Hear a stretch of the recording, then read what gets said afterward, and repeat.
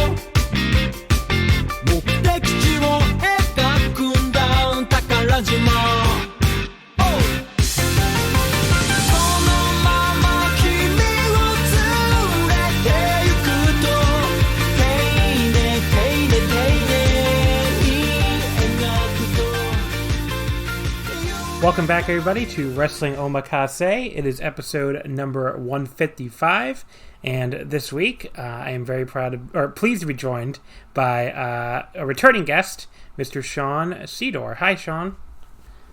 Hi, John. How you doing? I'm good. I'm a little tired. I got I got woken up at like 7 a.m. by the big spoiler from today, of course.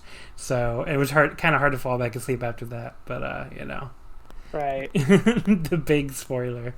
This is like the first New Japan show in a long time where I couldn't avoid the spoiler of who won, but I just think because I'm me, and so many people were adding me about it, I guess, given what the result was, I guess this was always going to happen when Naito won. I think it's a big New Japan spoiler, or like even if like not even if you like search on people's tweets, where you just open Twitter and you're on if you're looking at it on your phone and you look at the page of the trending topics and you just see someone's name, then it's like something like I remember when the Chris Jericho video happened where he challenged Kenny Omega. I knew that Power Struggle was that night, but then I see Chris Jericho's name trending. I was like, oh, well, what's happened here? And then I click on it, obviously see they challenged Kenny. So yeah, it was a little weird to see a certain someone's name trending this morning when I woke up and to find out. Yeah. Well, yeah. I mean, we don't have to be fucking coy about it. I mean, they're going to be spoiled on this show, so it's like, yeah, Evil won the title, everybody. I mean, it's like, I don't know. It's actually, that's not the name I saw trending. Oh, Dick Togo. Yes. Yeah. Well, the point is, I guess that I guess it was always going to happen. I was always going to get spoiled, so whatever. But yeah, if people are expecting me to have like a fucking nervous breakdown here or something, they're going to be disappointed because I'm pretty chill about it. If you haven't seen my tweets,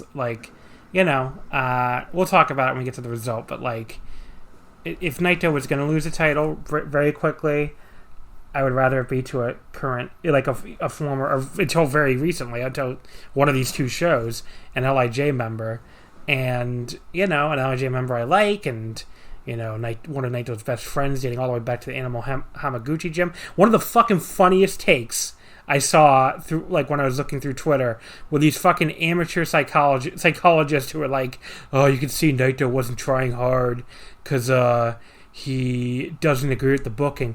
I'm like, Evil is like one of his best friends for like fucking 15 years. I don't think he was like crying his beer about having to put him over. It's like, come on now. But anyway. Also, I don't think he's taken that big bump to the table. Exactly. With the issues with his knees that he's had. I mean, the guy who's like, ever since I started watching New Japan like 7 years ago, has had his knees taped like pretty much from that point on. Yeah. I don't know. So, people really want it. People really like getting like I guess their jollies off on like upset Naito or LIJ fans or something, and like I guess some of them expected way more, but I've seen almost none. Like most of the Naito fans I follow on Twitter that are pretty hardcore are like very serene about this. It's like not, I don't know. I mean, look, first of all, it is really stupid to get really worked up about any fucking wrestling result in the middle of a global plague, So, I mean, there's that too. And it's like, we'll keep talking about it because it's like, there's part of me that's, especially after how these two shows went, once you see what it's like where they can't cheer and they're really not supposed to cheer or yell or boo. And, even though fans are back, it does not feel the same remotely. It still feels, you can still definitely tell that something's wrong. I don't know. I just don't really mind Naito not being the champion of this, I guess. Like, that's I guess really what it comes down to for me. Evil feels like a far more, appropriate champion for the times we're in right now. On the other hand, I get the argument that, like, it's kind of a gut punch to people in a time when people probably don't really want or need to be gut punched. So that I get a little more, I guess. Although you also have to keep in mind that, like, the situation in Japan is just nowhere near as bad as the situation here. But, like, I'm sorry, what'd you say? No, I was agreeing with you. Yeah, and it's like, these kids outside are fucking screaming, so sometimes I can barely hear you over them, I guess. Oh, that's fine. Yeah, I don't know if it's being picked up or not on the microphone, but these fucking brats need to shut up. I can hear it a little bit, but we'll work through it. I can't do nothing about the neighbor's kids, unfortunately. But yeah, like, Naito, and it's just, it doesn't really bother me that he's not the champion during this. Now, I will be more bothered if Okada beats Evil for the title in like a month or two and Naito's like back in the fucking IC picture or whatever. That will annoy me a little more, I guess. But like, if this is like some weird transition thing to kill time and Naito wins the belt back, especially, which I kind of think he might, I don't really have any problem with it. And I like Evil. At the end of the day, I like Evil. I like the fact that he's now going to be on that IWGP heavyweight thing for the rest of his career. There's really nothing, like, a wrestler you like winning the title for the first time is not a bad thing, even if it comes at the expense of another wrestler you like's reign. But, like, this was also just never going to be, I mean, the reign was already fucked up, right? Like, this was never going to be the big signature year-long reign because the fucking year already lost 4 months due to COVID. So it's like, and it doesn't really bother me that much. So, like I said, if people are expecting me to come on here and yell and scream about it, they're gonna be disappointed, I guess, because I just don't have that in me. I was not that upset. I was shocked when I woke up to the spoiler, but especially after watching it play out, and I really am not upset with how it turned out. So yeah, and I think part of the reason why people are upset might not be more so because not as much because Naito lost, but more that it's just another Bullet Club person is the champion, and obviously they're the most out of the main two heel factions. They're the ones who probably cheat the most, and most obviously in their matches. And I guess going off of that a little bit, I was thinking about this, and I guess would you call now Evil? I guess I mean obviously some of the Bullet Club members aren't available for obvious reasons, but I guess you would consider him right now sort of the de facto leader of the group right now. Yeah, especially since Jay White's not there. Yeah, because I was going to say is that I was thinking about this and I realized, so ever since Prince Devitt left in 2013, every Bullet Club leader since then has been the IWGP champion. I mean, you go through AJ, Kenny, Jay White, and then now Evil's champion. So, I mean, that's a good point too. I didn't even think of. Yeah, I mean, look, they need a top heel, right? And it's like there is no top heel with Jay White gone. And I think this could be as much of a... I mean, look, there's also the debate of was this planned, because Dave Meltzer back in November said something like, one idea for 2020 is for Evil to break off LIJ and get a big singles push. So this may have been the plan all along. Like, if the year goes exactly how they plan, maybe Evil is supposed to win the New Japan Cup and this is supposed to play out at Sakura Genesis instead of Dominion. I think that's very possible. But on the other hand, I also don't think the Dave thing from November is like proof that that's what was going to happen. Like, break Evil off from LIJ and get a big singles push could be anything, right? It could have been he's supposed to win the New Japan Cup and lose to Naito. It could have been he's supposed to get a program with Naito. It didn't necessarily mean he was supposed to win the title. So I think some people who were taking that as like, oh, well, look, Dave said in November, so this is obviously always a plan. I'm like, well, you're kind of jumping the gun there. I don't think Dave Meltzer's tweet proves it. I think we'll never know either way, unless Gato does a fucking shoot interview someday, I guess. But, like, it's just not. I don't think that Dave Meltzer's thing is like in undisputed proof that this was always the plan. But either way, if it was the plan, then great. If it wasn't the plan, I totally see why they did this, because like you're saying, the Bullet Club leader always wins the title. You need a top heel. You don't have one right now. I guess the top heel would have been like Minoru Suzuki, right? Like, or you could say Zack or Taichi or something. Like, they don't have a top heel. So, Bullet Club's leader was nobody with, all these guys overseas. And these guys overseas are going to be overseas for a while, it looks like, especially the way things are going with the coronavirus in America. I don't know when Japan is going to open up their borders to any kind of travel to America. I mean, why would they at this point? So, yeah. I guess just to go off of what you said about the New Japan Cup, I was thinking about this too. That first of all, I think even if you look at the original bracket for the tournament before COVID happened, I still think that there's a reasonable sort of path where you could have gotten here and still sort of done some of the things that people originally theorized. Like my thinking is that Jay White, I think people were saying like Jay White was probably going to beat Okada, which obviously would be to say, oh, well, how do you get to where they got to here?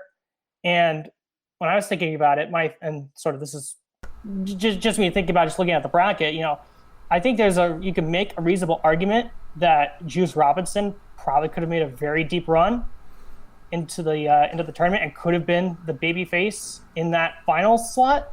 I agree, because they randomly lost the tag titles too, which looks really weird in hindsight, but that could have been why. Yeah, and even if you look at like the upper, which I'm looking at this bracket, I forgot how bad that upper part of the left side was.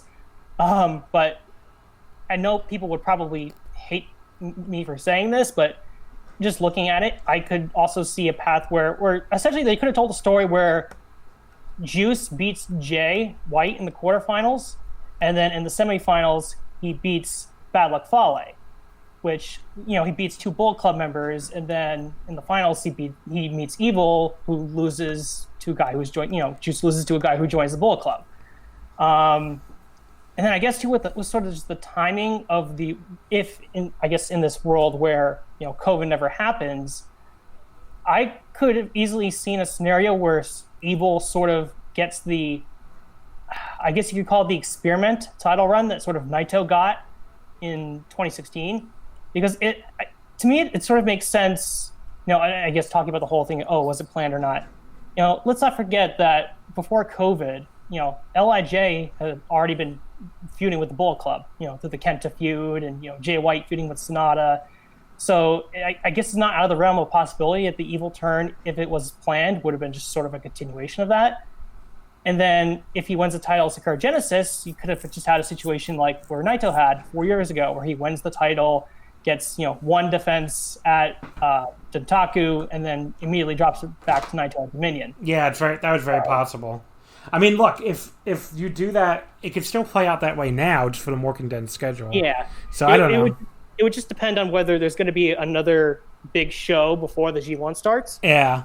Well, I mean, there's Sengoku Lord, and then I guess maybe they'll do one more. I mean, they could do Destruction, That's September. You could do it at Destruction. I mean, we don't really know the schedule past this Summer Struggle Tour, so that's why it's hard to say. Mm-hmm. But there's supposed to be a press conference today at 2 a.m. Eastern Time. We're recording this on Sunday evening. I'm not sure when it will go up. But Monday Japan time, 3 p.m. Japan time, 2 a.m. Eastern Time, there will be a press conference, so we'll hopefully learn something. I mean, I think Evil's going to break up the belts. I do think that's going to happen. I think he is just, as a bad man, he will refuse to defend them both in a single match, but I guess we'll see. But before we get into everything, because I do want to go, we're going to go match by match on these two shows here, and there's a lot more to discuss, but as far as like the Naito title reign goes, I mean, he sold out Osaka Jo Hall before and after COVID, just with he sold it out with Kenta in a New Beginning show that we never did before, and then he sold out again in the middle of a plague with no opponent when they did not sell out, or if they did sell it out, it was like at the last second. I don't know if they did finally. It wasn't sold out beforehand, the New Japan Cup final. So, I mean, I think you could still say Naito drew, I guess, during this title reign. And, you know, I just... People are already saying, like, oh, that's it for Naito. Look, I don't know if he's going to win the heavyweight title back, but, like, if you haven't noticed a pattern with Naito in these feuds by now, I don't really know what to tell you. I mean, it goes pretty much the same every time. He loses a big match, and maybe he loses another match, and then he wins in the end. I mean, that's pretty much how it always is. That's how it was with Jericho. That's how it was with Jay White. That's even how it was with Kenny Omega from 2016 to 2017, the G1. Although Kenny did win in 2018. That's how it was with Ibushi. I mean, that's just the way they book Naito. So, you know, in hindsight, I'm not really surprised they would book him like this, even in his title reign, I guess, and break it up. So I still kind of think that's what's going to happen. I definitely can see a scenario where, you know, Okada beats Evil for the heavyweight and Naito gets his revenge by winning the white belt back, and that would fucking annoy me, I'm not going to lie, but, you know, I'm going to wait and let it play out before I preemptively get angry at things. So there's no point in getting preemptively angry, you know? So I guess we'll just trust see what... the process. Yeah, we'll see what happes. I mean, look, trusting the process worked out okay at Wrestle Kingdom. And that's the other thing, too. It's like, the other thing I don't think people get is, like Naito fans really wanted him to have that moment, and he had that moment. It's called Wrestle Kingdom 14, which is like one of the greatest matches and moments I've ever seen in my entire life. So, like, even if Naito loses the belt here and never wins it back, you know, it doesn't take anything away from that. So it's just not gonna. It's like he's like, we're the fans of the long-suffering sports franchise that finally won the championship. And now this is the following season, and they didn't win the. You know, they went out in the first round. And it's like, you're never going to be as upset when the team goes out in the first round the next year after you finally saw them win it all. It's like, you know, I know that Naito won the title in 2016 too. People were probably screaming at their iPhones, but that was a little different. I mean, he won it the same way Evil won it here with you know, the interference and everything. But you know, he finally had his moment at Wrestle Kingdom 14, and you know, just what happened at Dominion does not take anything away from it. So. I don't know. The people who seem maddest are like, either like trolling New Japan, like people who don't like New Japan are trolling, or like people who aren't really Naito fans and just don't like Evil. And it's like, I really have not seen any Naito fans get super angry. So I don't know. But yeah, no, I it's funny. I just thought, kind of going off the Wrestle Kingdom thing, I just thought of a funny sports analogy. You know, it's sort of like those series NBA finals that the Warriors and the Cavaliers had with LeBron James. It's like, I'm sure Cleveland fans probably just remember the one they won instead of the three that they lost. Yeah. I mean, it's like, it's very difficult to like have the same level of anger after that, you know? Anyway. But before I go any further, I do want to quickly remind everybody that Wrestling Omakase has a Patreon. So please check us out at patreon.com/wrestlingomakase. We have a lot of cool stuff on there. You know, we're about to wrap up our series, you know, covering every Okada and Tanahashi match in order. So the 13th episode went up on Saturday, I think, or Friday, one of those two. And the 14th episode is about to come out probably, you know, Monday or Tuesday. So we're almost done. You can go back and listen to all of them. You can just check in at the end if you want, whatever you want to do. And then we're also voting on the next series. It'll be a Naito series, as I mentioned, I think a few times. So right now, I mean, the poll is so close, I can't even tell you who's going to win. It's tied right now between Naito Ibushi and Naito Ishii. So we'll see. It might even have to go to a runoff, which is kind of cool. So that'll be up next. That'll be, again, exclusive for patrons. We'll watch every single match of that series from start to finish. So, you know, we follow along. We talk about other storylines going on with the wrestlers in between each match. It's basically just one big, you know, New Japan history lesson / you know, talking about some really great old matches. So, and even some matches like Okada Tanahashi. I think people, if you're expecting me to give every match 5 stars, you'll be surprised. I mean, I've given only one of them 5 stars, so I definitely go into like things I didn't like about some of them. I mean, there were some that, you know, just are not up to the level of, I think, how they're historically known. So if you want to hear me break it all down and talk about what makes the matches work, what makes them not work, and, you know, all that kind of stuff, you know, we talk all about it. So it's been a fun series. I hope you'll check it out. In addition to that, you get 2 anime omakases a month.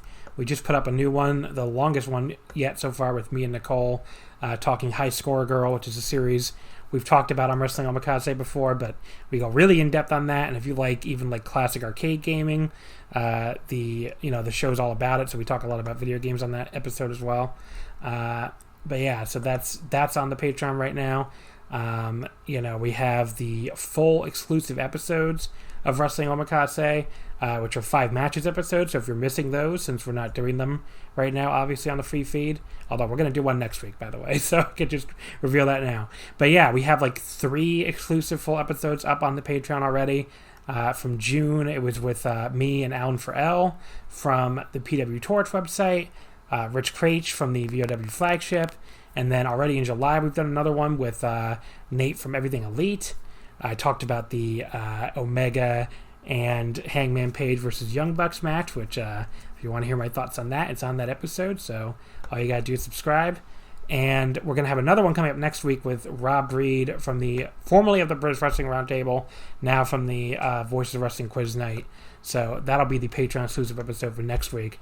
There'll also be a free 5 matches episode next week with me and Joe Gagney from the 5-star match game. So it's all quiz all the time next week.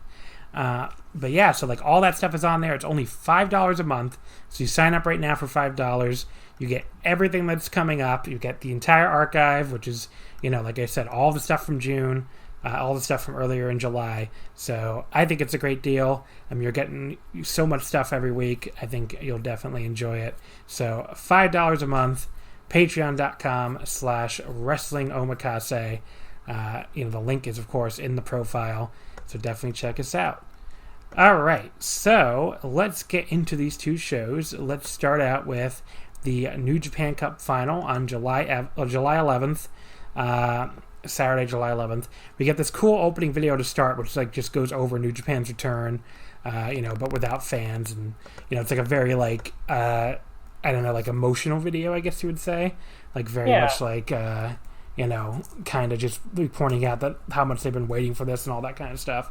But yeah, and they're basically at the end they say New Japan, new start, which sure turned out to be true. So can't disagree with that.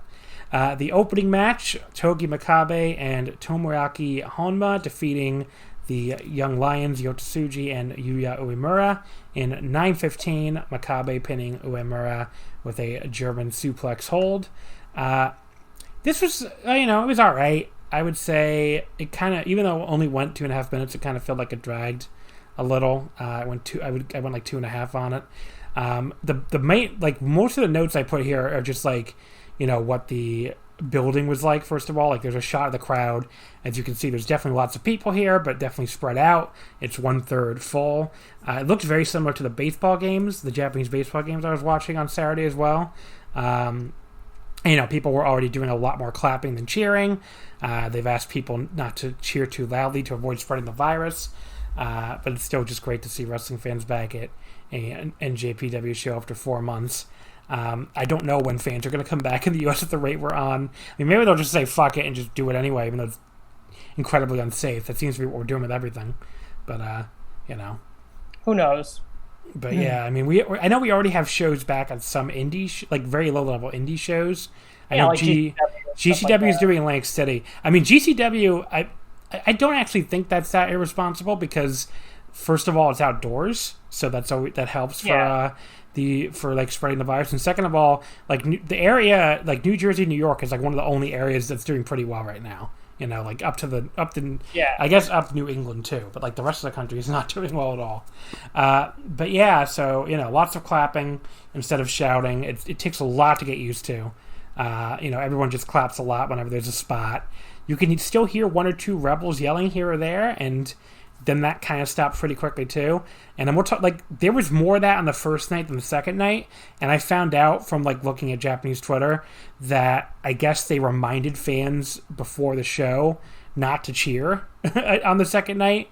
They really gave them a strong reminder, and there was more notices posted too at Dominion than there was in the New Japan Cup final. So if you're wondering why you heard I would say slightly more shouting and audible reacting, which they're not supposed to be doing on the New Japan Cup final, it's because they definitely were telling people more not to do it for Dominion. So. Yeah, at least there was some noise. Yeah, I mean, it's definitely better than Empty Arena. I don't really think there's any argument that it's better. It's not better than Empty Arena, but yeah, I guess the only thing they might have to figure out is how the fans are supposed to respond to heels. Yeah, there's no way to do it because you're supposed to. Yeah. I mean, you can clap instead of cheer, but you can't do anything instead of booing. Like, what are they supposed to do? Reverse clap? It doesn't really work. I mean, I guess you could maybe say, oh, if you're cheering, if you want to cheer, you can clap, and then if you want to boo, you can do something like stomp your feet or something. Yeah, but stomping would be very different. Yeah, but stomping your feet already means like something to fans. Yeah. So I don't know, like means like they're getting fired up. I think they could figure out something. Yeah. To maybe work that out. But yeah, that part of it's definitely weird because it's easy, obviously it's easy to cheer the good guys, but if you can't boo the bad guys, then what are you supposed to do? The announcers, they try to make up for their lack of crowd noise a little bit, where they, just like they did on the no fan shows, when the easiest example in this match is when Honma missed the Kokeshi, like to make up for the crowd not being able to do it, the announcers made like that extra loud, exasperated noise. So. Yeah. But it is very weird not hearing those Japanese fan noises you're used to hearing. I mean, it took me a long time to adjust. But anyway, the match was fine. I'd say okay, like 2.5. What do you think of the opener? Any thoughts on it? I went 3 stars on it.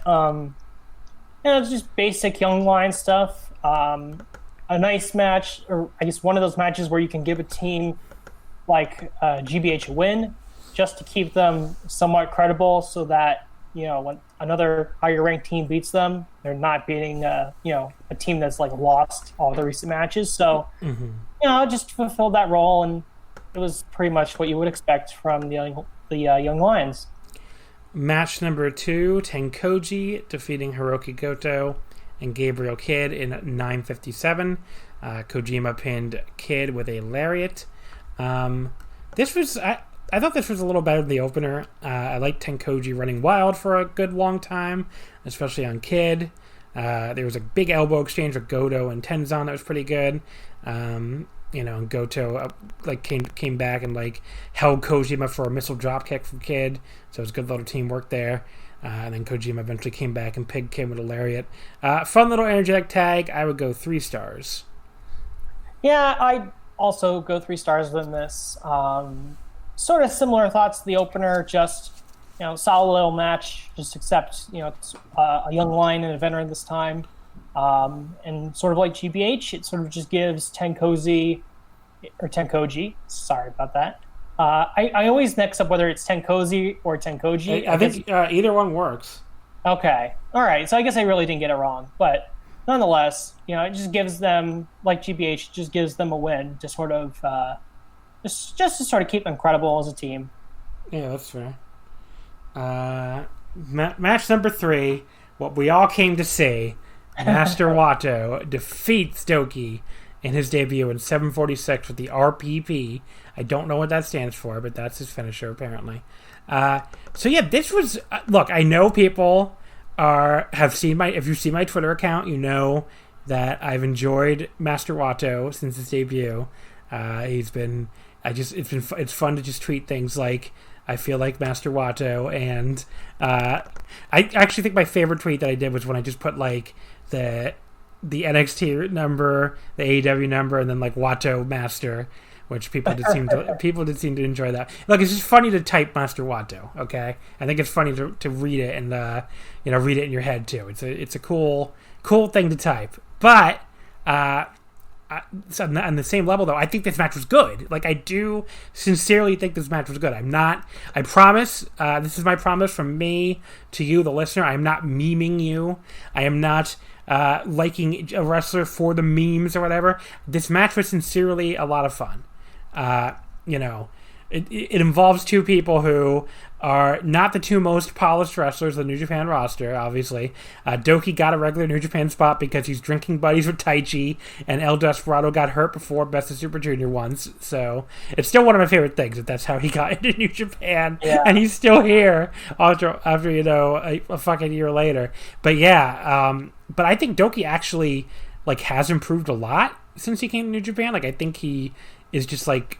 I never thought he was as bad as some people, I guess, but I think his, like, just execution of moves has gotten a lot better. He always had, like, this weird little charisma to him, like, as a, as an indie scummer guy that, like, made people like him, I think.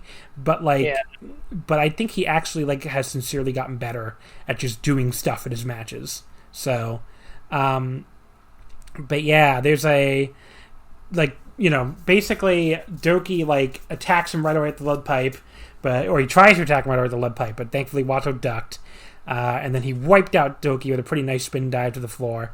Doki comes back with his own suicide dive to the floor, which, I need to note because the Lucha fans told me Wato can't catch dives. I think he caught this dive just fine, so there you go. Doki shoves the ref down, and he beat on Wato with the lead pipe on the floor because he's a dastardly man. Then we got some more good back and forth action. Wato with some nice little kicks. I enjoyed Wato's kick-based offense. And then Doki hit a really nice springboard DDT from the apron right after what looked like an axe bomber, a tribute to Taichi perhaps. But yeah, the springboard DDT, I mean, I don't remember him doing stuff like that when he first came in. So he's gotten his moveset looking a lot better. And then Wato, he just leans very heavily on his real-life karate background. Hit a nice spinning kick. And then, like, this little spinning combination of strikes. He hit this wacky reverse powerbomb facebuster, like, which I definitely think that move could use, maybe he needs to work on it, get the kinks out, but it looked okay. And, I don't mind him trying something new. And then... What's funny is that I saw that, and I'm actually sort of very familiar with that move, because I feel like I remember playing, like, the WWE video games of the 2000s, and I feel like that move was either, like, one of either, like, Jeff Hardy or Big Show's, like, signature moves. Oh, maybe you're right. I think I know what you're talking about. Yeah. So I sort of, it was, it's a move that looks very awkward anyway, but I do remember, like, as soon as I saw it, I was like, oh yeah, it's that move. Yeah. But then he pins him with that flipping, or not flipping, it's like a spinning senton, right? I guess on the top rope. Like the move that AJ used to do. Oh yeah, like the spinal tap. Yeah. It does look kind of similar. But yeah, that looked good. So he finished it off well. I would go 3.5 on this. I thought it was pretty damn fun. I'm not going to sit here and pretend it was a classic, but it ended up being my match of the night. So 3.5 star match. Good back and forth action. Nice debut for Wato. I think some of the people who were, like, really upset by the Wato thing, like, look, what was Kawato good at in New Japan before he left? He was really good at being the underdog babyface. So that's going to be his role here. I mean, he's going to be an underdog babyface who gets his ass kicked and comes back with his kicks and wins. And, this gimmick is not supposed to be like, I think people are very used to Young Lions now coming back with these badass gimmicks and getting, like, these giant pushes. But, like, he's going to start out in the junior division. He's going to work his way up slowly. He's a gimmick probably for the kids as much as anything, and New Japan has a long history of pushing, like, colorful and maybe even cartoony gimmicks for children in the junior division. That's kind of one of the things the junior division's always been for. So, I don't really mind this at all. I think it's a mindful try. It's a good idea. It's better than forcing him to be a heel when he is clearly not a heel. And people who saw him in Mexico can tell you he was not very good at it. So I just think he's a very natural babyface, and I think he looked good in his role here. So, yeah, and something else you have to remember as well is that he's also, Kawato is in a promotion that sort of, I think Harold May even said this, that sort of values beautiful looking wrestlers. And I don't think that's a description that you would use to describe Kawato, because he's a weird looking man. Yeah. Well, I like the fact that they gave him this wacky blue hair and, like, all this, like, colorful, like, all this blue outfits too, because I think it almost, like, distracts you from the fact that he's kind of a little goofy looking. Yeah.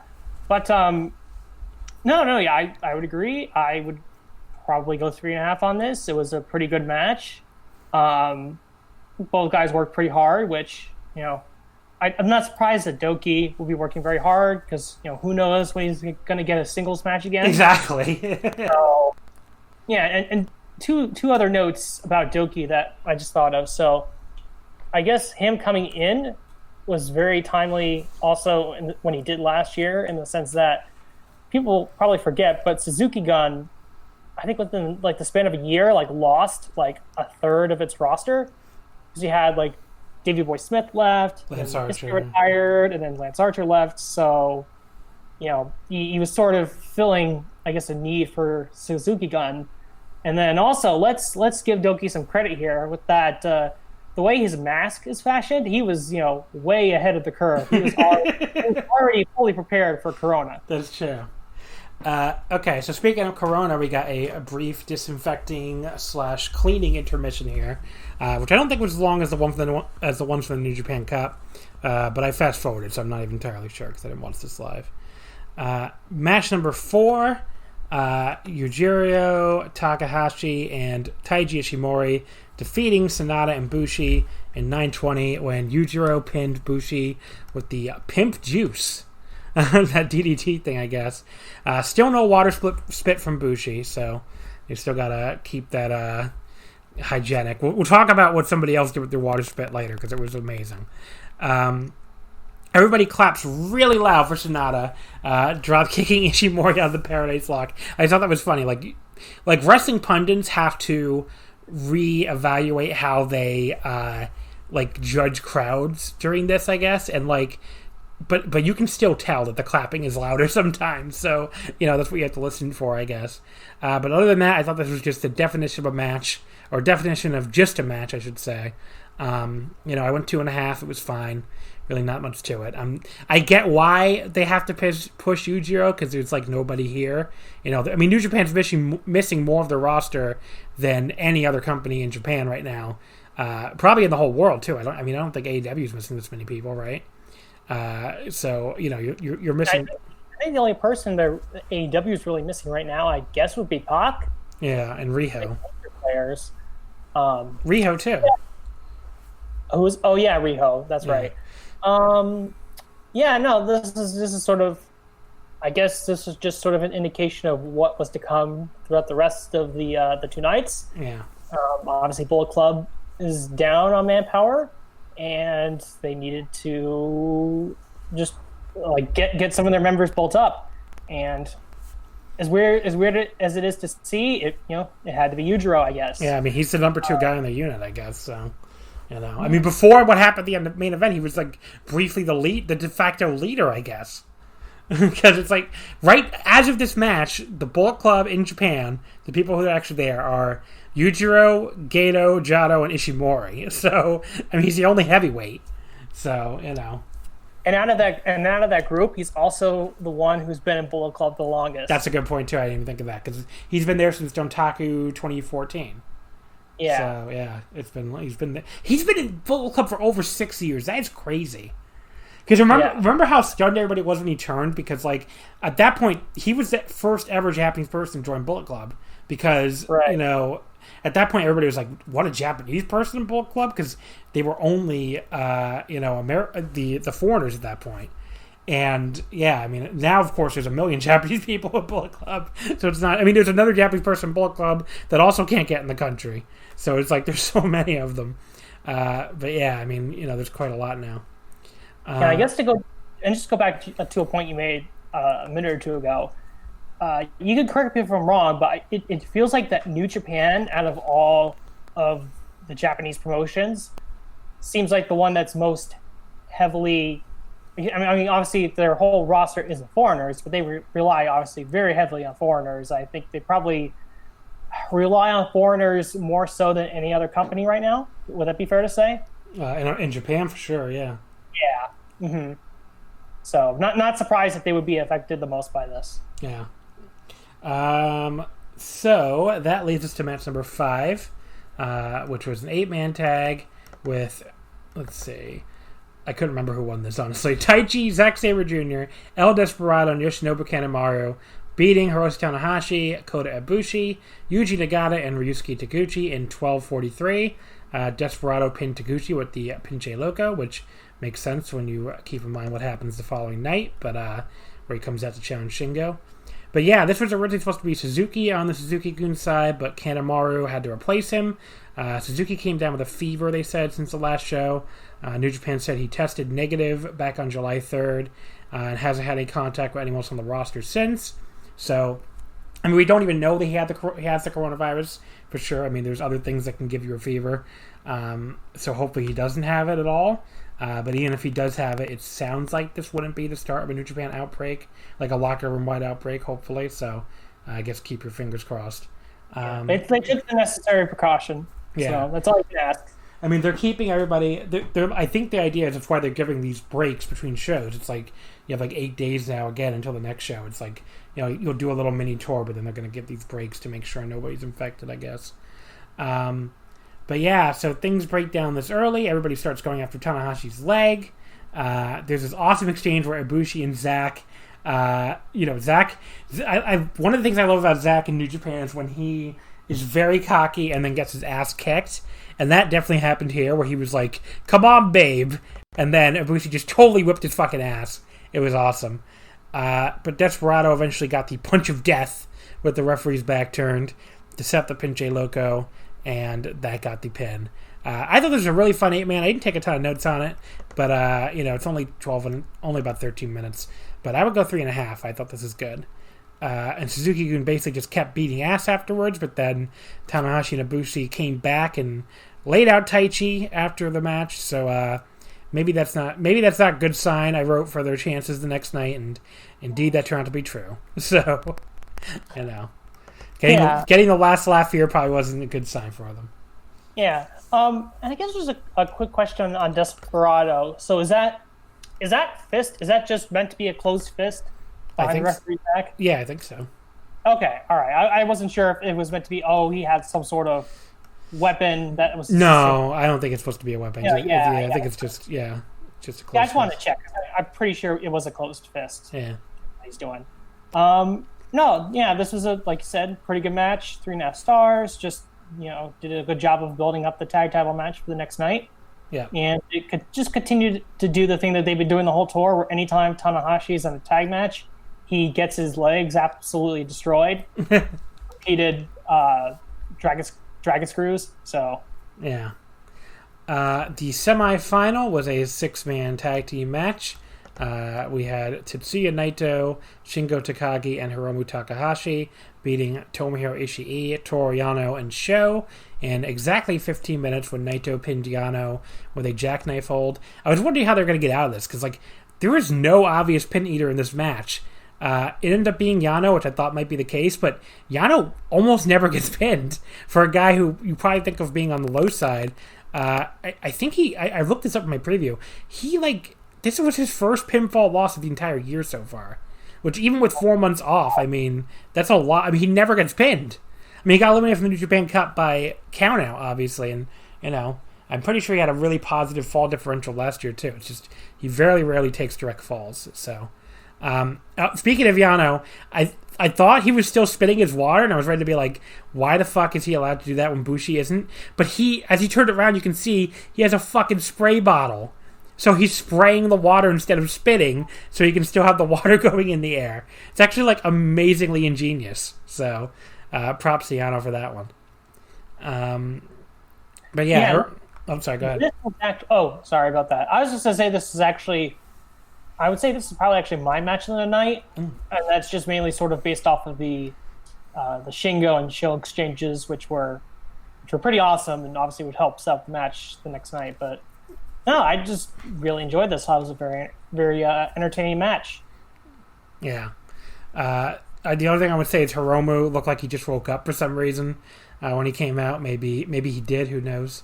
I thought it was also funny. He was flipping through the recent issue of Weekly Pro that he's on the cover of down the aisle, which I thought was funny. Excuse me. And Yano still would not leave poor Hiromu's hair alone. And there was, like you said, a pretty damn good Shingo and Sho exchange, a good preview for Dominion. Yano nearly pinned Naito with a roll-up after sending him in the exposed turnbuckle. He tried to rake Naito's eyes, but Naito's like, I'll rake your eyes back, buddy. Don't test me. And then Yano got like a bunch of good near falls on Naito where he almost pinned him with an inside cradle after Ishii lariat to the back of the head. It was a really great 2.9 count. He tried another schoolboy, but Naito kicked out again. But then Naito finally pinned Yano with a jackknife hold after a Shingo lariat. A very rare pinfall loss for Yano, like I said. I was a little bit lower than you. I went 3 1/4. I thought maybe the match was a little tad disappointing for the big semi-main slot. But, it was good. Naito in the post-match was funny with Naito inspecting all the belts, and then Naito and Hiromu each leaped down into their poses, while Shingo was like, I will slowly and carefully sit down into my pose. Thank you very much. Which I thought was funny. And now this looks a little sadder in hindsight. Now they don't have 2 of these belts anymore, but what are you going to do? The New Japan Cup final, Kazuchika Okada versus Evil. First of all, one guy yells "woo" at the end of the VTR, the hype video, which is just very noticeable at a show where no one's been cheering all night. And I also know you could just hear more faint calls during this match than any other match of the night. Evil, beats on Okada for a while. That's kind of how it started. Not super interesting stuff. Okada's selling when his arm was being stretched out and kicked in the railing, especially I thought was pretty corny. I just didn't think it was very good selling. Okada came back by booting Evil over the railing. He delivered his signature hanging DDT. Evil came back by working over Okada's arm. Okada countered with a flapjack out of nowhere. You could definitely hear more people shouting during this than all the other matches combined, but the match was still kind of dull. There was a cool little spot where Okada hit a counter drop kick to Evil's diagonal running lariat, so that was cool. He had a tombstone and locked in the Cobra Clutch, and again you can finally hear some people shouting for Evil to get out of it, which he did. Evil then threw Okada into the ref and low blowed him, again continuing his whole thing throughout this tournament of he's willing to do whatever it took to win. And then both guys are down for a bit before Evil recovers first. He grabs several chairs from under the ring. He hits Darkness Falls in the chairs, but only gets 2. He sets Okada up on the top rope and hits a huge superplex, but that also gets 2. He tries for the Evil, the STO, but Okada elbows his way out of it, so Evil rakes his eyes, but Okada comes back with his reverse neck breaker. Evil no-sold the shotgun dropkick from Okada, popped right back up, but Okada put him down with the spinning tombstone, and then locked in the Cobra Clutch again. And then one thing I really hated was when Okada let him out for really no reason at all. It's why not just hold on to it and wait for the fucking ref stoppage like you got against Hiromu? It just made no fucking sense that he would let go of the Cobra Clutch of the Cobra Clutch there. It just didn't make any sense at all. He hit the short arm Rainmaker Lariat without the spin. He hits the second one, and he locks in the Cobra Clutch again. Gato then suddenly ran out and got on the apron. I will say, as much as I hate interference, Okada is at least smart enough, unlike most WWE wrestlers, to not forget about his actual opponent just because another man is out there. He did not let go of Evil. He just kept the hold on while looking at Gato like, what are you doing, buddy? But Yujiro Takahashi ran out from behind and broke the hold. He gave him the Tokyo Pimps or whatever it's called, and then Gato and Yujiro both left. At this point, were you spoiled, by the way, about the turn or no? Yes. Okay. Yes, I was not spoiled, and at this point I was like, is Evil actually joining Bullet Club, or are Gato and Yujiro just, trying to go after Okada because they hate Okada? So I really couldn't tell. So it felt like the crowd couldn't either. So because they still didn't see the turn coming at the end. Both guys were down for a while. Evil recovered first. Hit a lariat, only got 2. We hit the 30-minute call. Evil went for the STO again, but Okada still manages to elbow his way out of it. He tries Darkness Falls, but Okada counters to the Cobra Clutch again. They back up in the corner and bump Red Shoes again. I hate multiple ref bumps in a match. It's so fucking stupid. They go through what seems like a slow motion reversal sequence. It just wasn't good at all, that reversal sequence they did at the end there. But it ends with Evil hitting another low blow and then stomping on his nuts for good measure. He gets booed for that. I guess the crowd's decided they don't care if they spread a virus. They want to boo this man. And then finally, Evil hits the Evil on Okada for the pin to win the New Japan Cup. I I did not think this was a very good main event. The big problem, besides Okada just not, dragged really long, I thought Okada's selling throughout the match was pretty brutal at times. The new Cobra clutch focus from Okada has been very hit or miss in this tournament. I just thought it was a pretty dull finisher, which didn't help a pretty dull match. We had to sit through 2 ref bumps, run-ins, all that crap, which I'm sure will continue tomorrow. I wrote at the time, I'm sure it will continue tomorrow for the title challenge. I had no idea he was going to fucking win, of course. I kind of thought he wasn't still at this point, but yeah. I went 2 3/4. I just didn't think it was very good. One of the weaker New Japan main events in a while, and, one of the weaker New Japan Cup finals I can remember. So that's pretty much where I'm at with this. Just out of curiosity, I remember, I think it was 2017 was the year where EVIL beat Okada in the G1. And if I recall, I believe you said that you were not a big fan of the match they had at King of Pro Wrestling. Yeah. Where does that match for you? I think I went lower on that one. I think I went 2 1/4. Okay. So it's not the worst EVIL Okada match you've seen, but on the lower end. Yeah. Yeah, okay. I was just curious because I do remember people really hating that match at the time. So, but I before all the bullshit started towards the end, I actually was sort of I wasn't like loving the match, but I was thinking, this is pretty good stuff. I'm someone who, like, I guess when it comes to certain ref bumps in New Japan, I can sort of live with it if it doesn't lead directly to the finish. Like the one in the middle of the match that he basically just used just so he can do the Darkness Falls onto the chairs, which I believe he also did in that G1 match where he beat Okada. Like that was like I was fine with that because it's like, okay, he did this to set up the spot, and then they kept going. And so like that sort of ref bump, that particular one didn't bother me that much. But yeah, once they started getting into the bullshit at the end, it obviously dragged it down a little bit. If it had just had a clean finish, it probably still would have been sort of on the lower end of Okada EVIL matches for me. Like I probably still would have had their various G1 matches above it, but I would go. I think I went 3.5 in the grapple app. I still liked a lot of the wrestling, like in the first 75% of the match. And then obviously, the stuff at the end obviously takes it down.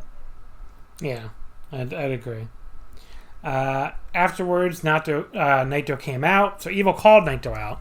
And he was basically, asked Naito to come out. And Naito said, basically he was like, this new EVIL that will do anything to win. I like that guy.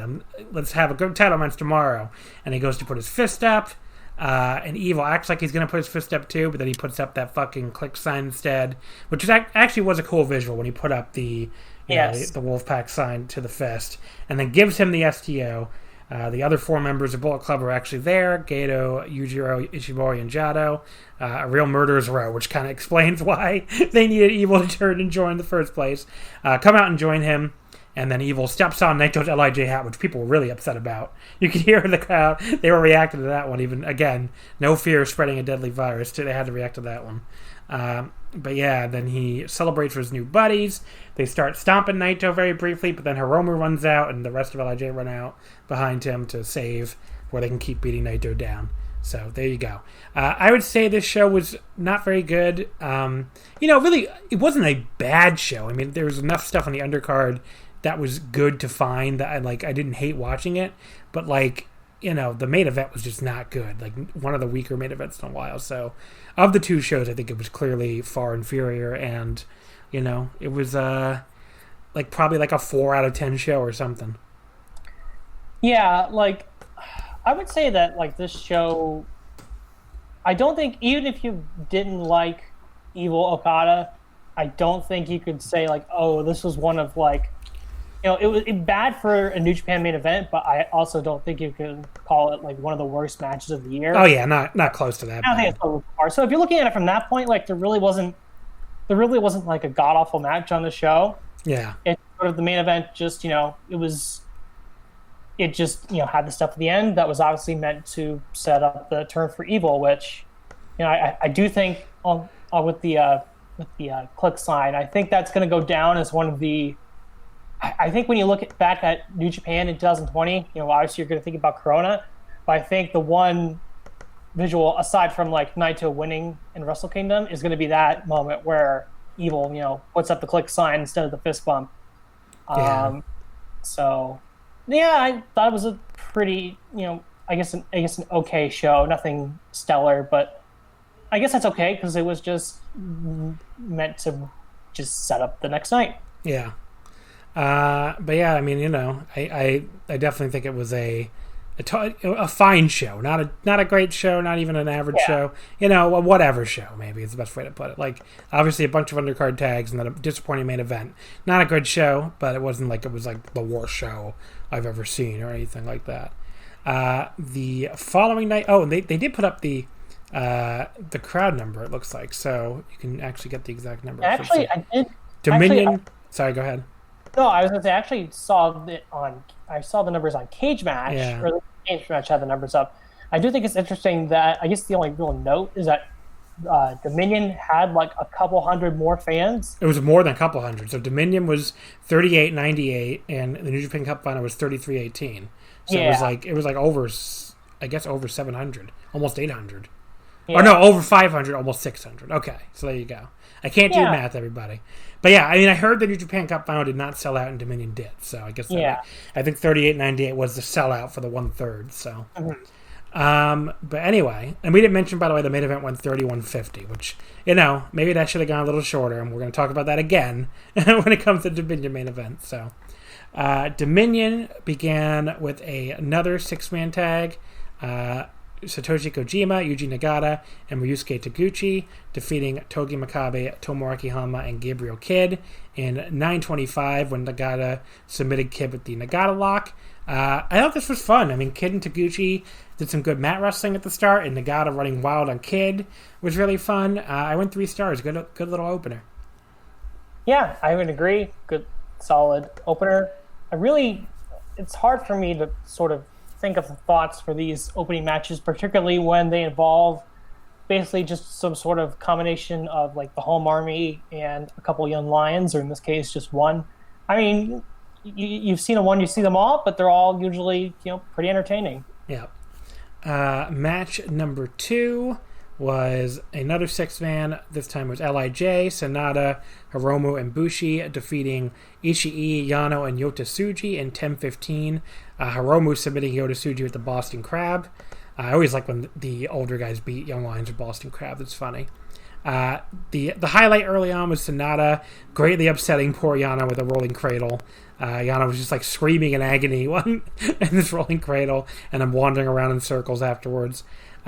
But yeah, this was another fun little undercard tag. Not a ton to say about it, but 3 stars again probably. It was a good little tag. Yeah, just pretty much the same thoughts. Entertaining match. Once you saw that Yota Tsuji was in there, you knew he was going to lose, but that's okay because he's a young lion. And I also noticed that they focused on Hiromu's, I think during his entrance, they focused on his wrist tape, and I think he had some writing on it. Do you know what? I didn't see it. No, I didn't see. I feel like it maybe was having something to do with Evil. It might have, yeah. Or I could be wrong, but I feel like it might have been like just like he might have just written like "Y" over and over again over his. Nande maybe, because I remember he was saying it. I think when he came out, I think he was saying that's just a guess. That's just a guess on my part, but that could be one of it. Yeah, I think Nande is Y. But I could be getting that completely wrong. Match number 3. So we forgot to mention last night, by the way, at the end of Doki and Wato, after Wato beat Doki, Kanemaru attacked Wato, which I thought was kind of funny. It's like all these Suzuki-gun juniors will not leave this poor kid alone. And then Tenzan ran out to make the save, which I guess both established that Wato was going to be in Hontai, which I think most people assumed he was going to be in Hontai from the start, and established that it set up this little 6-man here. So in this match, though, it was Desperado, Kanemaru, and Doki beating Tenzan, Wato, and Uemura.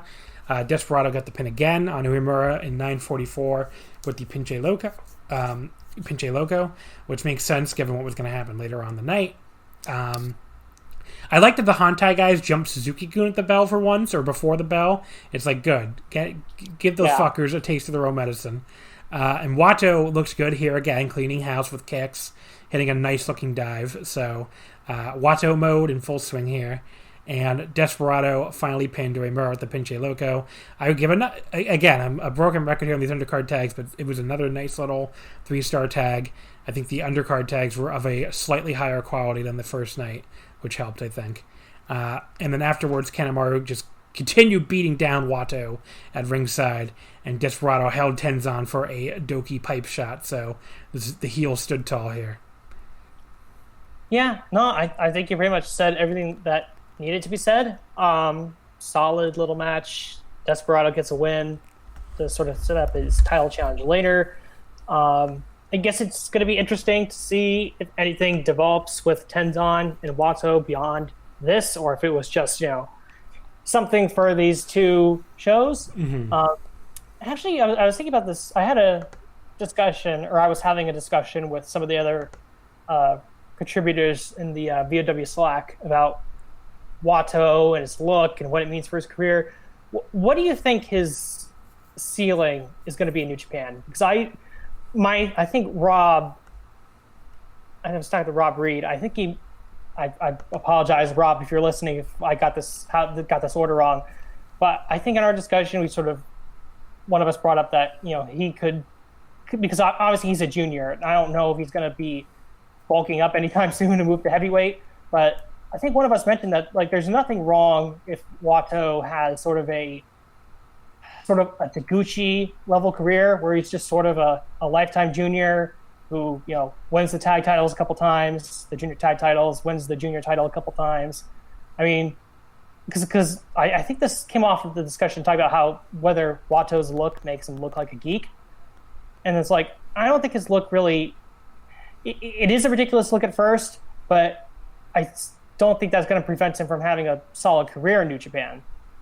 So I guess just to go back to my question, it's just like, where do you think his level is going to be in the coming years? I think he'll be just basically the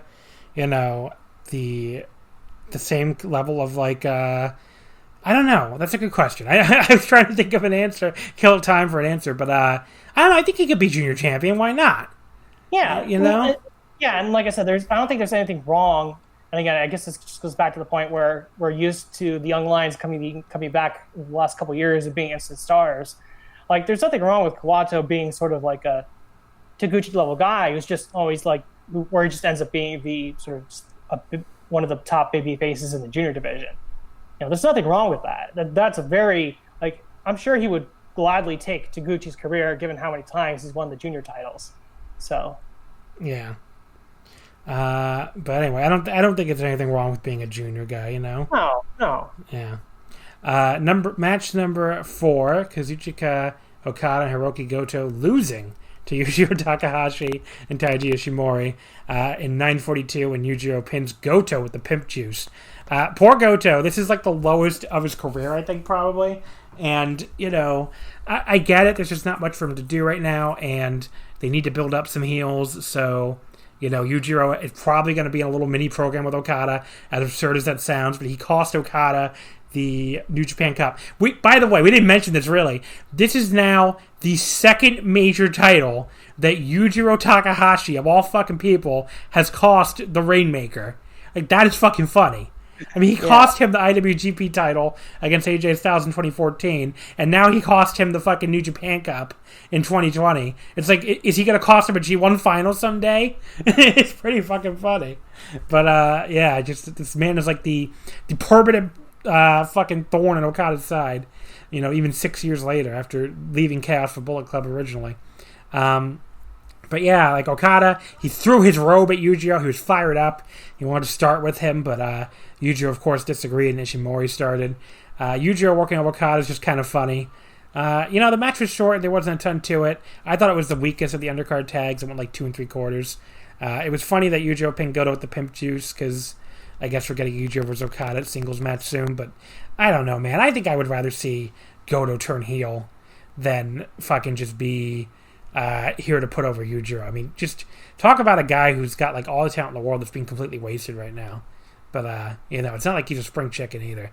It's like we need to fucking focus on, we're missing all these foreign talent, and we need to focus on the Japanese wrestlers, and we're missing a third of the roster, and the best you can do with Hiroki Goto is getting on Dominion, is get pinned by Yujiro in a tag team match with nothing going on. It just feels like such a fucking waste. But I don't know. But yeah. Poor Goto. Poor Goto. I mean, that's all I can say, really. Yeah. Getting pinned by Yujiro, that's, I get it's desperate times, but... Yeah, it's desperate times, so turn Goto heel finally, or something.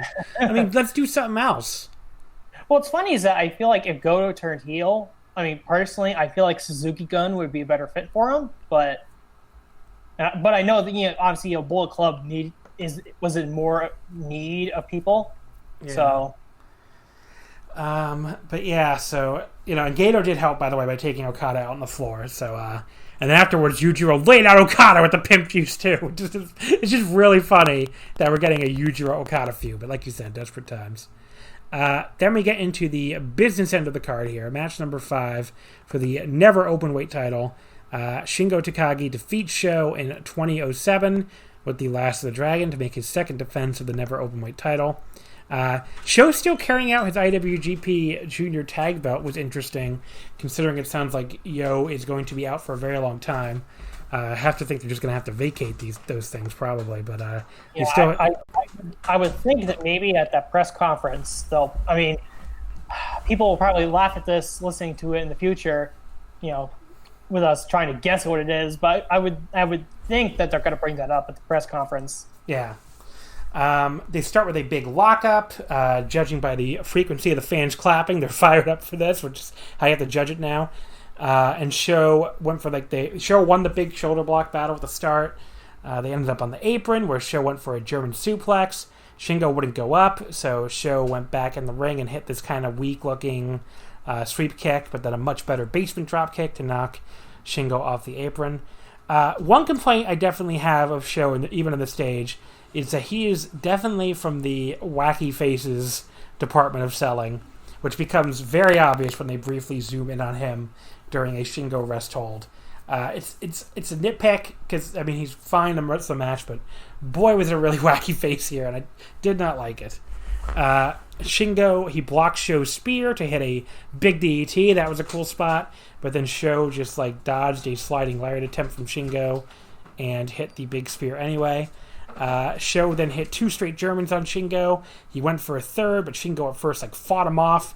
But then when he hit the ropes full speed for his pumping bomber, Sho suddenly grabbed him from behind and hit almost like a high speed German, like how his old running buddy in Dragon Gate Akira Tozawa used to do them. So that was pretty cool. Or not his old running, because it was Sho that hit the high speed German. How Shingo's old running buddy used to do it. Shingo finally came back with his big back elbow, a right hand, and an absolutely massive standing lariat, which Sho just took a ginormous bump off of. He followed with a very nasty-looking high-speed backdrop for 2.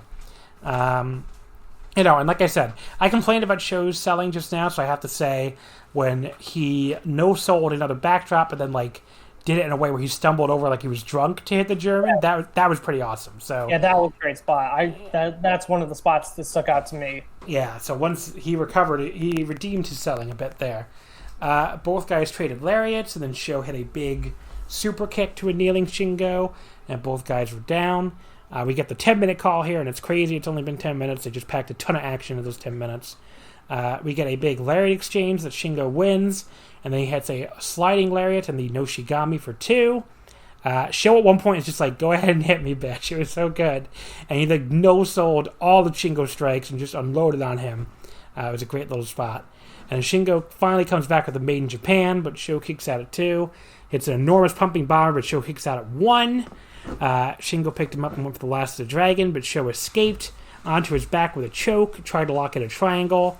Shingo lifted him up out of it, but then Sho turned it right into a cross-arm pile driver, which I could see people confusing with the shock arrow. It's sort of like Hiromu for a little while when he had the time bomb and that other one that I can never remember the name of, where it's your signature move might be a little too close to your finisher. But Shingo did kick out too, so, I I think it is at least a little different because that pile driver is at least different from the Shock arrow, which is more of a package pile driver. Yeah, I just think it's a little too similar, but maybe not as bad as the Hiromu one. But yeah, then Shingo, basically. Okay, where was I? Sho got the cross-arm breaker locked in. Shingo kept trying to roll through it to get out of the pressure, but then he finally turned it into a Death Valley driver, which was a really cool spot. There was one last big strike exchange. Shingo ended up getting Sho in the rope, or setting him up in the ropes, hit a GTR with Sho hanging there, and I kind of think it rules that he permanently has stolen that move from Goto. And then he hit the Elastic Dragon for the pin. This obviously ruled. I actually think I like I actually know I like the New Japan Cup match, Empty Arena match better, which is maybe a little bit of a hot take. I went 4.5 on that one. I only went 4.25 on this one, but it's a quarter star. What are you equivalent about? They're both awesome, but I think the New Japan Cup one was slightly better. So, what did you think? Yeah, actually, sort of similar thoughts, though I think mine were just sort of shifted by a quarter star. I went 4 3/4 on the New Japan Cup match, and I went 4.5 on this one. Though I think both would be behind their first match from the Best of Super Juniors last year, just because that match was the only one that wasn't in a weird circumstance. But no, this is pretty awesome.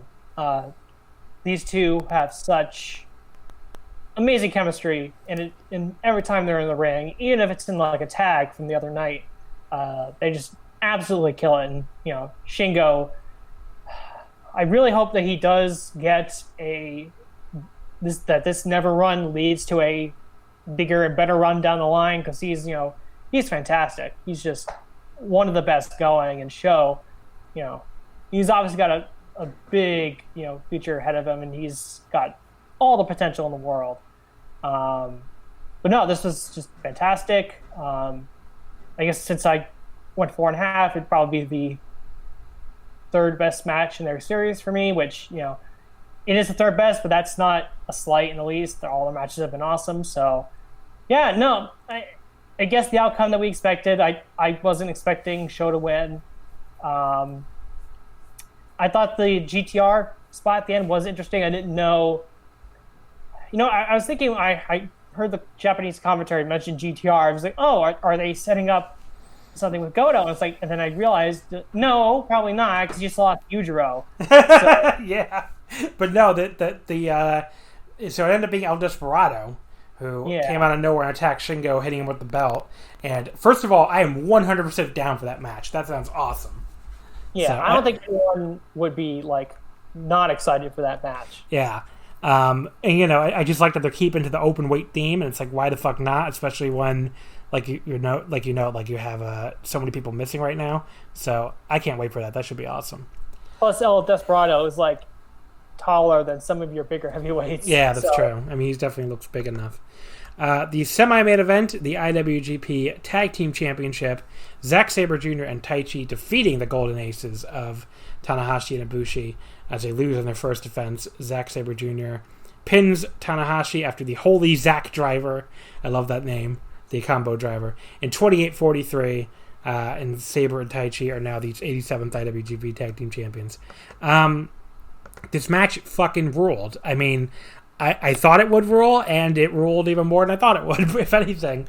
It just started out with everybody trading blows right at the bell, with Zack and Ibushi and Tana and Taichi pairing off.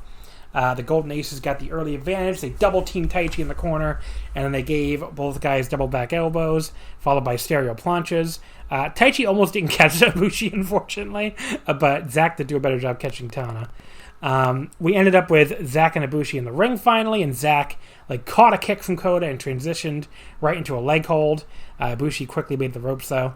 And then Zack went back to work on his leg, and he pulled him in the corner for a tag from Taichi. And then Taichi and Kota, they really didn't have any issue going in. The issues were Kota and Ibushi and Taichi and Tana, I guess. But he was stepping on Kota's head and kicking him in the back and getting Kota pissed off. But every time Kota would get a little pissed off, he'd just start eye raking him back down. It was just, their exchanges were so good. And then Kota came back with this enormous leaping drop kick. He got crazy height on this thing. And then tagged in Tanahashi. And this is all in the first 5 minutes, by the way. Tanahashi hits Dragon Screws on Taichi and Zack, and that's where we get the 5-minute call. Zack and Taichi took back over on the floor, and Taichi just started choking out Tanahashi back in the ring. Ibushi and Zack had one of their own awesome little exchanges, and then Taichi tagged back in and, starts kicking at Ibushi. And before Ibushi could go into, his psycho mode... Oh, no, Ibushi did kind of go into, his psycho mode and started, kicking him back. But then Taichi took back over, and we ended up with a double submission where Taichi had Ibushi in the stretch plum. At the same time, Zack had Tanahashi in one of his wacky holds. I can never keep track of all the wacky Zack holds. But both guys got out. And then Tanahashi got Zack in the cloverleaf, but then had to let go because Ibushi got put back in the stretch plum. He puts Taichi in a dragon sleeper. They hit this... So Tanahashi and Ibushi hit this weird... double team inverted final cut. I don't know how else to describe it. It's supposed to be a double team sling blade, but it doesn't really look like one. It's called the Golden Blade. So it kind of reminded me of a double team side effect more than a. Yeah, side effect might be it. But I thought it almost looked like a double team, inverted final cut. But I don't know, it's very, very weird. Taichi came back with the last ride on Ibushi, but Kota kicked out at 2. Then we get this awesome stretch from it. Everyone just exchanging moves. Big Taichi Enzigiri. A huge Zack driver. The crowd, you can tell they're pretty fired up. The clapping's just the loudest it's been all night. And Tanahashi comes back with a sling blade on Zack. He goes for the high fly flow, but Zack gets his knees up, and then he gets his knees up and rolls Tanahashi up all in one motion. It's a great near fall. It gets a really close 2.9 count. Ibushi had to dive in and save him. It's not often you see someone have to make a diving save for a roll up, but it's pretty clear what Zack would have gotten the pin with that. And then Taichi hits Ibushi with the Iron Fingers from Hell while Red Shoes is down, and that's it for Ibushi. I mean, I saw people complain about this, but it's the Iron Fingers from Hell are an instant KO. I mean, you could think they're silly if you want, but they are built up as instant death. So yeah, that's it for Ibushi. Tanahashi ducks it, but Taichi still nails him with a huge backdrop, and then Taichi just holds Tanahashi up as Zack hits these brutal-looking standing dragon screws to each leg. I mean, just destroys his leg. They look nasty as hell. They just keep picking apart Tanahashi, and they hit the double-team Zack driver, the holy Zack driver, with the super kick from Taichi. And that gets the pin, with Zack pinning Tanahashi about as decisive a finish as you can get, and it rules. This was the fucking match of the night. 4.5 stars. Absolutely loved it. A ton of action, decisive finish. I mean, this is what everybody's been fucking wanting forever, right? Tag titles that matter in this company. And I have wanted a Taichi Zack Sabre Jr. Tag title reign since they first teamed up in that World Tag League. I think it was the end of 2018, probably. And, they were such an awesome team from the moment they first teamed up. They were the only reason to watch that World Tag League where they first teamed. So, I am definitely 100% here for a Taichi and Zack team, or tag title reign. They're just such a great team. So, very excited for that. What'd you think? Yeah, no, I echo your sentiments. It's great to see a great match involving these titles. At least for me personally, I think the last time that we had matches this good for these titles, again, at least for me, it was probably I think this was 2018 where you had, I think that was the year where Evil and Sonata won the titles from Killer Elite Squad at Wrestle Kingdom, and I remember that being pretty good. And then I guess depending on what your mileage is with the Young Bucks, I thought the Evil Sonata Young Bucks matches were pretty good. But yeah, this was a awesome match, and certainly when it comes to these titles, probably one of the best in a very long time. I like how both teams have sort of developed their own, their own chemistry and offense together. That one weird double team aside, I do like some of the other double teams. I think they with Tanahashi and Ibushi, where they did. I think there's a sequence that they do earlier in the match where it's I think Tanahashi does an elbow drop, and then Kota does this weird splash, and then Tana does the senton. I like that. It's pretty nice little double team move. And the action in this was great. It was a little longer than I expected it to be, but it didn't really feel the length that much. And I guess one thing that I noticed that actually was sort of, seen back in the New Japan Cup match with Taichi and Tanahashi is that Taichi has really developed that backdrop driver into something where it's not a finisher, but like when he hits it, like the match is about to end very soon.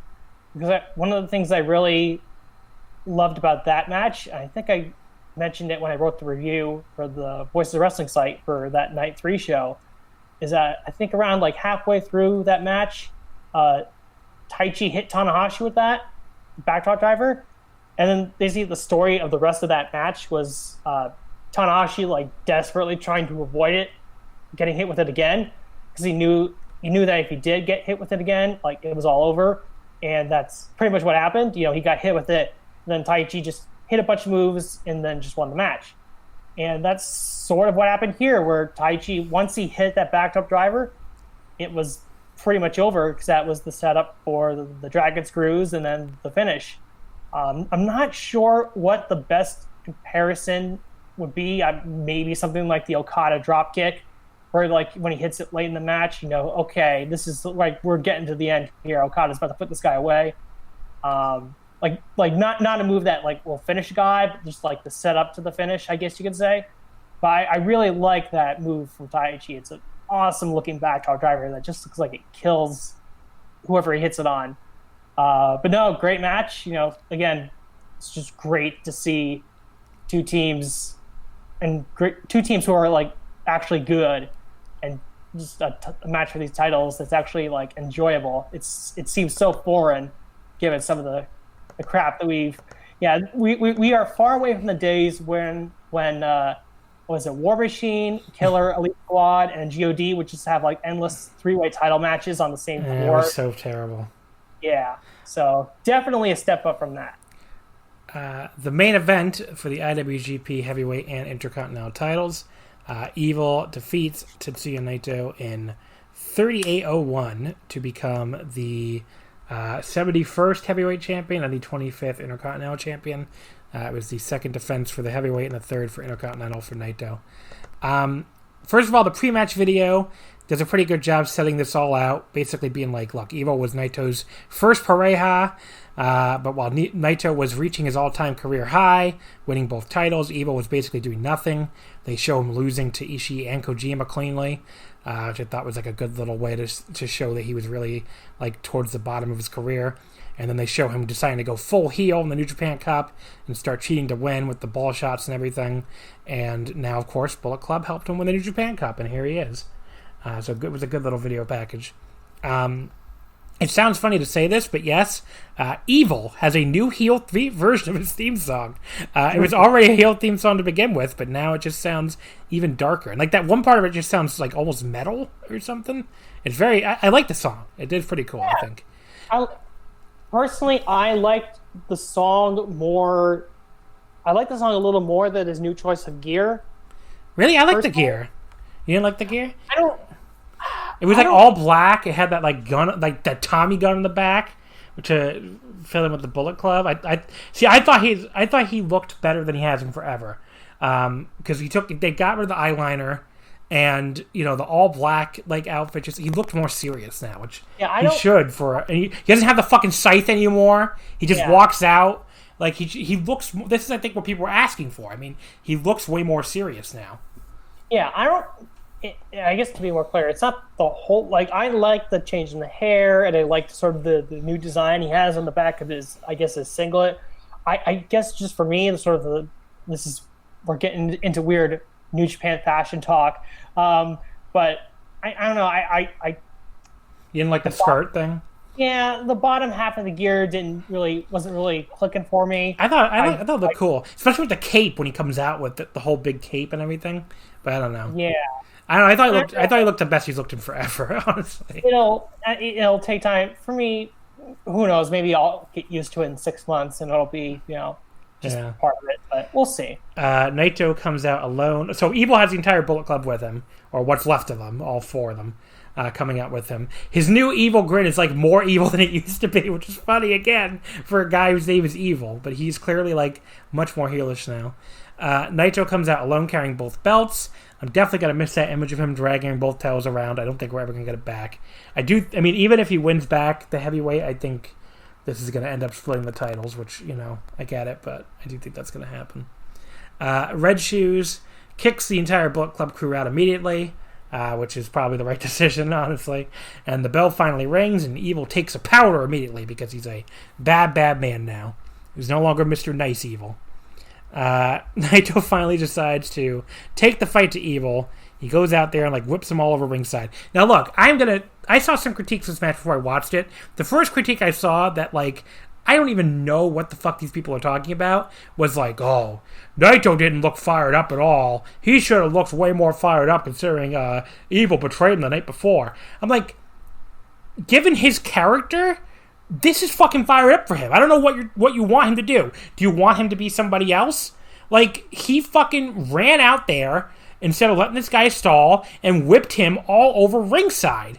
And then hit this big running dropkick. I mean, when the fuck does Tetsuya Naito, the guy who usually doesn't want to lock up with a guy at the start of a match and was fine stalling with Kenta at New Beginning in Osaka, even though Kenta attacked him at the end of Wrestle Kingdom.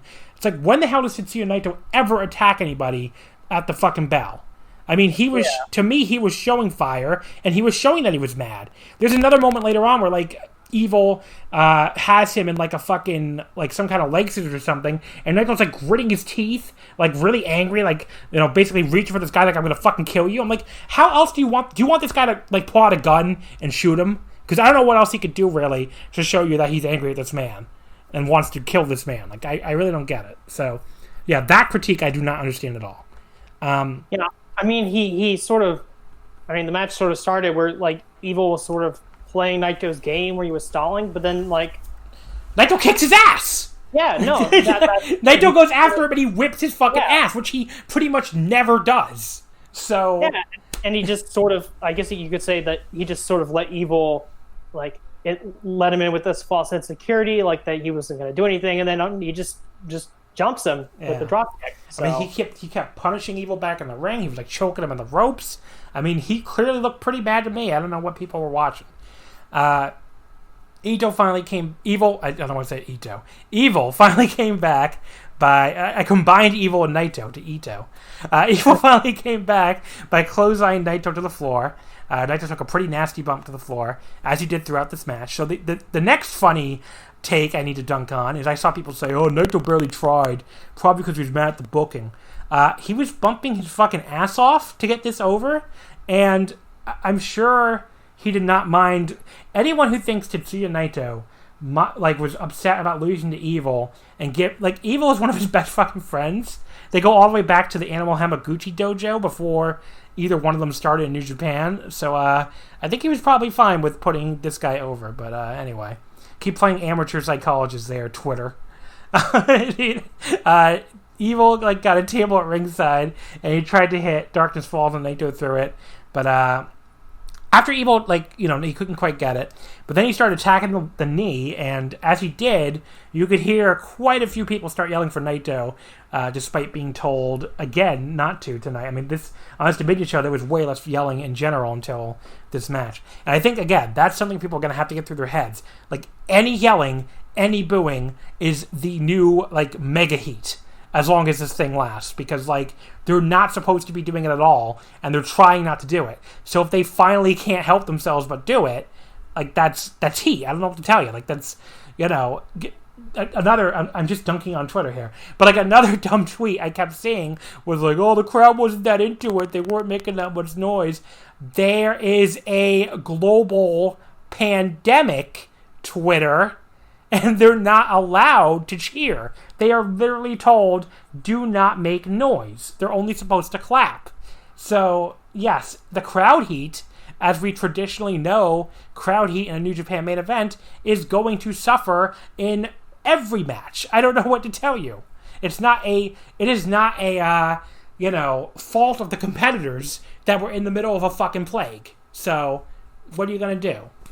I don't think this match, or I guess the way how the crowd did or didn't react, I don't think that's really any indictment on Evil. Because when you look at the match the night before, I mean, they were reacting throughout. But that's because Evil, was still I guess, technically seen as a good guy along with Okada. Not necessarily a good guy, but you know what I mean. Well, they also were reacting more than the previous night because apparently they like redoubled their efforts to tell them not to cheer on this second night. Right. Like I saw Japanese fans on Twitter saying they were being told more not to react, and there was like more signage posted throughout the building not to cheer. So, I mean that is I do think that will like they'll stop doing that eventually, but like for now we all have to live with that. So like going on Twitter and being like, oh, these people didn't react to Naito and Evil. Like, they didn't react to anything because they're not allowed to react because there's a fucking plague. There's a once in a fucking century plague on the earth. Okay? So it's gonna affect these things like crowd reactions in New Japan Pro Wrestling. I don't know what to tell you. Yeah, unless there's, and I think that's where a match.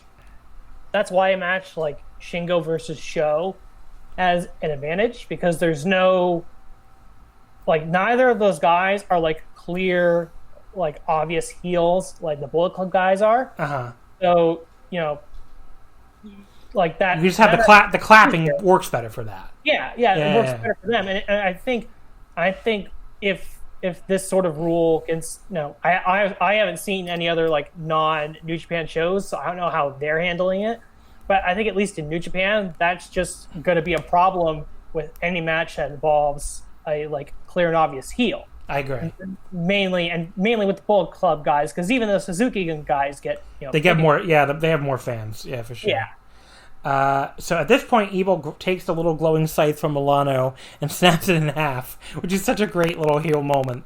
And then Milano like jumps over the barricade and gets in his face, which the crowd does actually react for. They just can't help themselves. But Evil just sends him right into the fucking barricade. He keeps working over Naito's leg on the floor. He takes the turnbuckle pad off in the ring. He basically dares Naito to get back inside the ring and just keeps pounding on the leg before whipping him into the exposed turnbuckle twice and goes back to the leg. This is definitely slow paced, but I'm not convinced, like some people apparently are, that means it's bad. Naito's selling is great here, and Evil was pretty damn good at this point as the bully of the match. So, Naito gets fired up as Evil has him in a leg hold, and that's where he like gritted his teeth and like he wanted to kill this man. So again, I don't get the Naito doesn't show any anger or critique either. We hit the 10-minute mark and we get a quick strike exchange, but Naito's leg just keeps bothering him. Evil kicks it out from under him before Naito like finally runs over and hits this one-legged drop kick before immediately going back to side the leg again. Match slows down a little bit from even the slower pace when Naito gets this leg scissors thing on Evil. Again, he rakes his eyes while he's in the leg scissors because he is angry at this man. I'm going to keep belaboring this point because I don't understand that critique at all. 15-minute call happens here. Naito goes for an enziguri but misses. He goes down signing the leg again. Evil goes back to working it over. Naito finally comes back with a reverse neckbreaker on the apron. He grabs the table and brings it over, but as tends to happen with this kind of thing, that ends up being a bit of his undoing, as Evil comes back and gives Naito a nasty knee breaker off the apron through the table as we hit the 20-minute mark. And again, he's really not trying, guys, taking a fucking table bump on his knee that is legitimately injured. So, not trying. This was the spot where Red Shoes blocks Evil with a piece of the table when he tries to like wrap a chair around Naito's knee and hit with another chair. That was kind of funny. I enjoyed it. I know some people don't like that Red Shoes goofiness, but I thought it worked there. Just like is like get the fuck out of here, buddy. Evil somewhat surprisingly does back down and just rolls back in the ring, and Naito just barely beats the 20 count. Evil locks Naito in the Scorpion Deathlock, but Naito, after a long struggle, is finally able to make the ropes. We hit the 25-minute mark as Evil hits Darkness Falls on Naito for 2. Naito escapes the Evil STO and hits his new inverted Destino thing, which I think Milano says is called the Esperanza. Both guys are now down. We get a big strike exchange from a kneeling position, which Naito wins. They get back to their feet, and Evil rakes his eyes again, but Naito hits a big swinging DDT. He runs in and hits the running flip kick, and now he's probably doing a little bit too much on the leg from all that damage earlier, so I had to take off a few points for that. We hit the 30-minute mark as Naito sends Evil into the exposed turnbuckle and then sets him up on the top rope and hits a huge top rope Rana. He hits the running Destino, but Evil kicks out too. He signals it's time for the regular Destino, but Evil counters, and there's a really awkward spot where I'm honestly not sure what they were doing. Like, they just seem to lose their place or something before Evil sends Naito into red shoes in the corner. So that kind of sucks. Again, something I had to take a couple points off for. Jado comes out carrying his kendo stick, which does get some light boos from the crowd, which, again, people got to adjust. Light boos are really loud boos. Ishimori runs out from behind him and hits a springboard senton, then holds Naito for the very slow walking Jado to get in the ring. That was kind of funny. Hiromu runs in to make the save, super kicks Jado, who can barely take a bump for it, and then belly-to-belly belly-to-belly suplexes a running Ishimori into the corner. It's nice that someone finally has Naito's back, at least. And this is the kind of spot that makes me I'm still suspicious that the ultimate destination, even for the Dome, might not be Naito Hiromu, or for something big. Like, it just feels like they're really building it up, and, this could be a time killer. But anyway, it could be my, wishful thinking. Otherwise, why not send out Sonata or Shingo? I mean, they are building up Hiromu for the next challenge, so that's probably another reason. Yeah. All that chaos gave Evil enough time to recover and break a chair right over Naito's head. Naito comes back suddenly with an enzigiri as we get the 35-minute call, then a flapjack that sends Evil's head into the turnbuckle, and a swinging reverse DDT in the corner, or from the corner for 2. He hits Valentia and goes for the Destino, and you can hear the crowd getting kind of fired up again, with, again, even a few people yelling. But Evil puts a stop to that with a low blow. Then we get Bushi, quote, running down to cheer Naito on, although he looks a little weird. I kind of knew this wasn't Bushi immediately. I don't think anyone was really that... The announcers were not fooled. Because as he starts helping Naito up and then nails him with an elbow and, like, chokes him with some kind of wire or cable, the announcers are like, Bushi Janai, which is like, it's not Bushi. So, but yeah, Evil pulls Naito into the middle, stomps on his dick, then hits the Evil STO, with Naito, of course, landing right on his neck, and that gets the pin. I can definitely tell that would have been stunning if I wasn't spoiled. So my rating on this, I went 3 3/4. It was a lot better than I was led to believe by some people, especially in the Voices of Wrestling Slack and on Twitter. So I have to say, I enjoyed this a lot more than I was expecting to. Maybe you say I always enjoy Naito matches, and that might be true, but I don't know. I just thought this was a lot better than I was led to believe.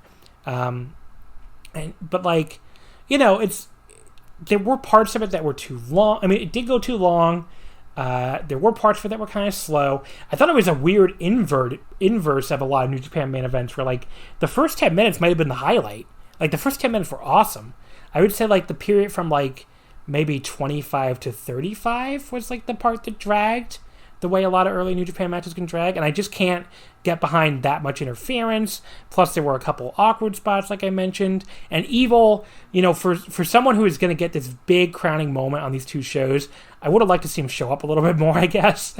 Like, I thought this was a lot better than the Okada match, but I didn't love Evil in either one of them. I thought this was carried by Naito, just his selling and his great performance. I just thought, Evil did look good for parts of it. I thought he looked a lot better here than the night before, but I thought he also had a tendency to just kind of disappear for long stretches of the match and really not do anything interesting. So, I mean, he's a heel. He's not always going to be giving you great matches. It's not all about great matches. And, sometimes it's about telling your stories and actually telling stories, not what WWE claims they do. And about, like, getting a new heel over, what you desperately need. So, like I said at the very start, I'm willing to see where this goes. I hope we get Naito versus Dick Togo out of this at least. Because, yeah, they amassed the fake Bushi and Dick Togo. So I'm sure as everybody's heard by now, which is pretty awesome. And Dick Togo still rules. So Evil gets, like, booed when he starts talking at the end. And like I said, getting booed at all is the new mega heat. And I thought it was really funny that he, like, asked his pareja to unmask himself, which is, like, another little shot at Naito, I guess. But yeah, they keep stomping on Naito afterwards before Hiromu runs out to save again. Naito gets carried to the back, so this could be Hiromu's moment as he confronts Evil. And the crowd really reacts to Hiromu challenging him. So, like, they were done with this fucking coronavirus shit by this point. They were like, I guess they were, you could also say they were like, well, what are they going to do, throw us out? The show's over. So, less fear, I guess, of breaking the rules at this point. But yeah, Evil just leaves without responding with his 2 new belts, and Hiromu has this like amazing breakdown in the ring, and it really works with like Evil's metal sounding new music. Like it's quite the fucking image.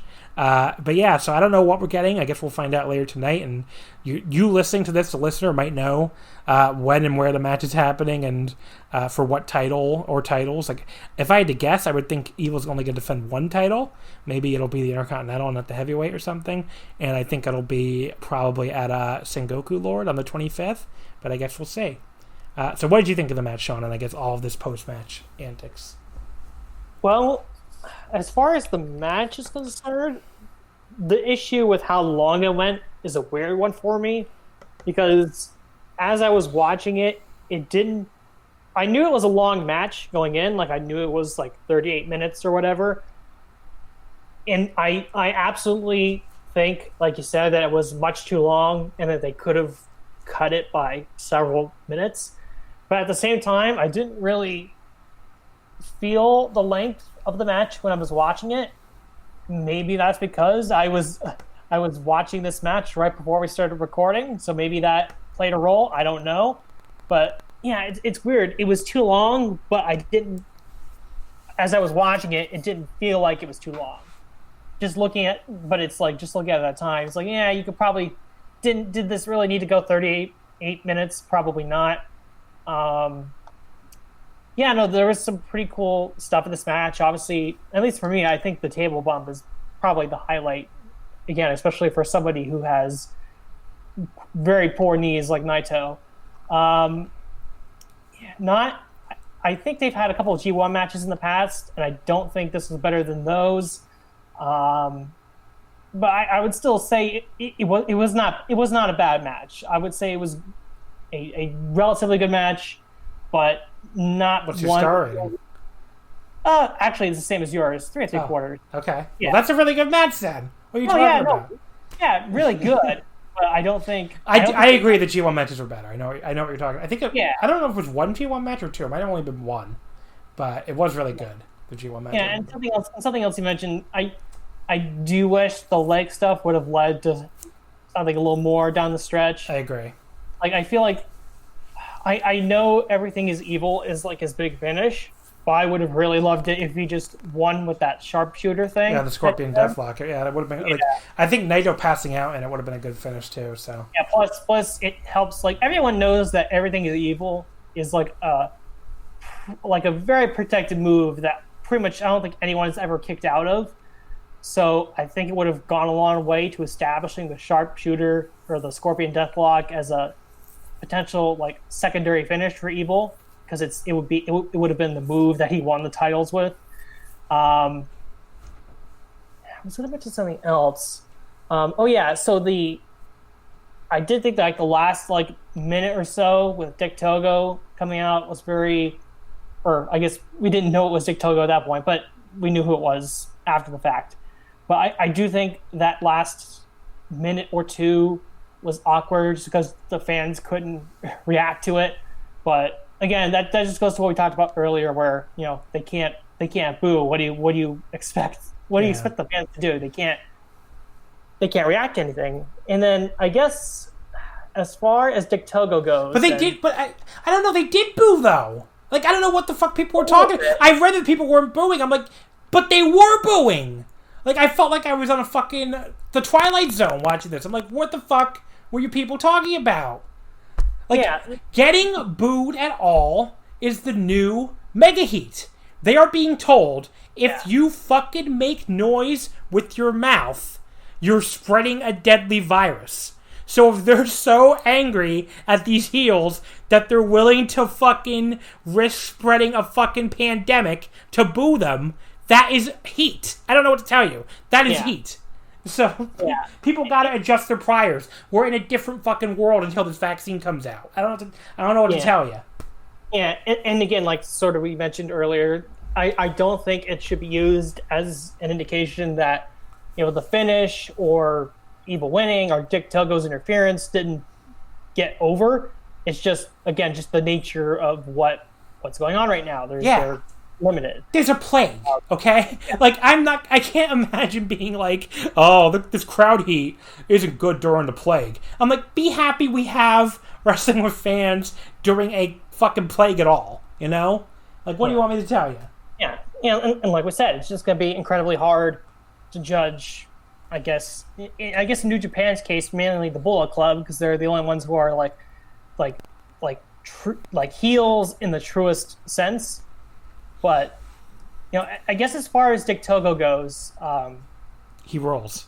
Just to go, imagine, and I remember watching this show several years ago. Imagine going back to, I think this was December of 2016, when Dick Togo is wrestling Chris Hero on an Evolve show in La Boom in Queens, and imagine telling someone at that show that in 2020, Dick Togo would be in a major New Japan angle where he joins the Bullet Club by helping Evil win the IWGP. Yeah, in the middle of a global pandemic. Yeah, they were probably thinking you have three heads. Yeah. There's a lot of stuff in 2020 that's pretty fucking weird. Yeah, no, I just think it's. I knew Dick Togo obviously was still wrestling, and but I personally have not seen him since those Evolve matches. So, and I remember him being good in those. Well, he was awesome in DET a few years ago. So yeah, I'm pretty excited. So hopefully, he brings some good stuff to New Japan. He's one of these guys that has more New Japan appearances than people probably think. Like, he's got 35 appearances in New Japan, but like his last one, he did one Lions Gate, I think they were called, project, which not Lions Break, Lions Gate, the one in Japan. He did one of those in 2017, and then that's his only appearance since 2011 when he was in like this trios tournament. And he used to team up with Gato and Jado a lot when he was in New Japan, so it makes sense that he would join Bullet Club. I mean, they're like kind of his boys. So yeah. Now, I guess one question would be, so I guess the fact that he is sort of paired with Evil, I guess that indicates that he is not a junior. I would assume that he's not a junior. That's a great question. I don't know. I mean, I guess we'll find out. I mean, I think he's probably big enough to not be a junior, especially in this company where they have a lot of smaller heavyweights. I mean, he's no smaller than like Ishii. So. Yeah, because I was going to say, like, if we presume they're doing some sort of tournament for the junior tag titles, then I guess the Bullet Club team would have to be what? Ishimori and I guess Gato? And I guess Gato, yeah. I mean, I really hope they do Naito versus Togo one-on-one. I'm 100% here for that. So. Yeah. And one more thing, because I think Griffin from the VOW staff was the first one to bring this up, so I think credit goes to him. But if they're going to do an Evil Dick Togo tag team and they're not called Evil Dick, like I think we're all going to be sorely disappointed. Evil Dick. All right. So overall, I would call Dominion a pretty damn good show. I mean, I saw some people say it sucked, and I'm just like, I don't know what show you watched. All the undercard tags are good. The fucking you had 2 4-star plus matches with the Never title and the tag title, and the main event. I understand why people don't like the main event. It was very long, and as we mentioned a million times, the crowd reaction is not the same in this COVID era. But I enjoyed it, and I think even if you didn't enjoy it, there was still, you still have the semi-main and the fucking Never title match. I mean, it was. I don't get anyone saying this is a bad show. I thought this was a very good show. Certainly better than the New Japan Cup final. Yeah, by a lot. I think. And it was just, I would say it was a pretty good show. The undercard stuff was largely solid. You had 2 awesome title matches, I guess, second and third from the top. And, opinions are going to vary on the main event, but I think, 6 months from now or a year from now, I don't think people are going to remember the actual match that much. And I think the things that'll just stand out are going to be the table bump that Naito took, sort of similar to how I think in the Omega Tanahashi match from Wrestle Kingdom, the one spot that's always remembered from that match is when Tanahashi hit that failed high fly flow through the table on the floor. Like it's gonna be one of those. Just like that's gonna be like the memorable moment of the match. They'll probably live on more than the match itself. And then obviously people are going to remember it more just for the fact that Evil won, and that's when Dick Togo joined the Bullet Club. Yeah. So I would say it's regardless of what you think of the main event, I don't think you can call this a bad show. All right. So I put out a call for questions, which we haven't done in a long time since we've been doing these 5 matches episodes and stuff. So let's get to some questions here. Twitter. At Daruki Noi, of course, Kevin from the Bad Wrestling Podcast. Should they replace Jay White with Jimmy Jack Cash and just not even mention it? Or just not ever mention it? I'm going to ask you, Sean, do you think they should do that? I'm going to say no, just because I don't know who Jimmy Jack Cash is. Wow. A shot fired at Kevin. And at me, because we watched one of those matches on Omakase, Sean. Sean revealing himself as not a listener. Hey, I am bulk stocking podcasts. Okay. So I will be getting to all of them. Don't worry. But yes, so I'm going to say Kevin. I'm going to say yes. I think they should do that. Andrew, of course, at Puffin Brain. Are the people who doubted Master Wato versus Doki allowed to have opinions anymore, or should they be forever shunned? It's tough but fair. I'm going to say forever shunned. If you want to go that way, sure. At Travis Zick, thoughts on Evil joining Bullet Club? Was it a member issue because most of them are Gaijin? That's a great. I mean, we did kind of talk about this earlier, like how much of the booking is planned versus how much is like emergency. I don't know is the answer. It wouldn't surprise me if, especially the him joining Bullet Club part was because they had no Gaijin, but I mean, he had some very elaborate new theme music and outfit, so I don't know. Maybe this was the plan all along. Yeah, I guess unless we hear something from somebody in New Japan, then I guess we will. Maybe Meltzer will hear something, I don't know. At KOLDBT, I'm sorry, buddy, I don't know how that was. Jose Maya, why did Naito not recognize Bushi was twice as wide? Look, all right, he's been out there for 35 minutes at that point. His knee has been destroyed through a table. I can understand why he might not immediately notice that his buddy has put on some weight. Yeah, I would agree with that. At Void Toaster 1992, if New Japan does not go back to Tana Ibushi, ZSJ, Taichi rematches immediately, what other heavyweight tag teams could you see feuding with Dangerous Tekkers in the interim? They should finally let Goto and Ishii get a title shot. I mean, neither of them are doing anything.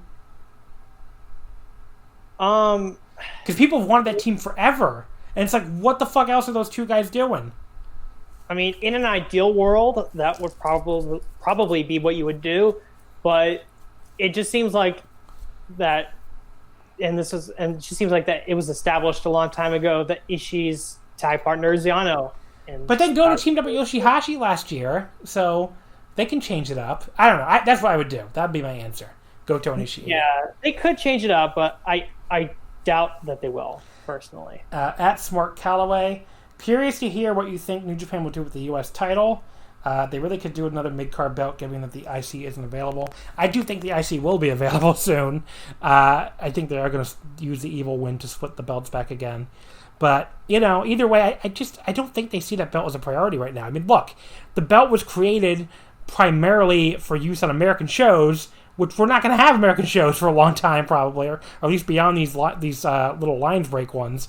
And, there isn't any rush that we need this belt back. I mean, did anyone really miss that red fucking ugly-ass belt? I don't think I do, so.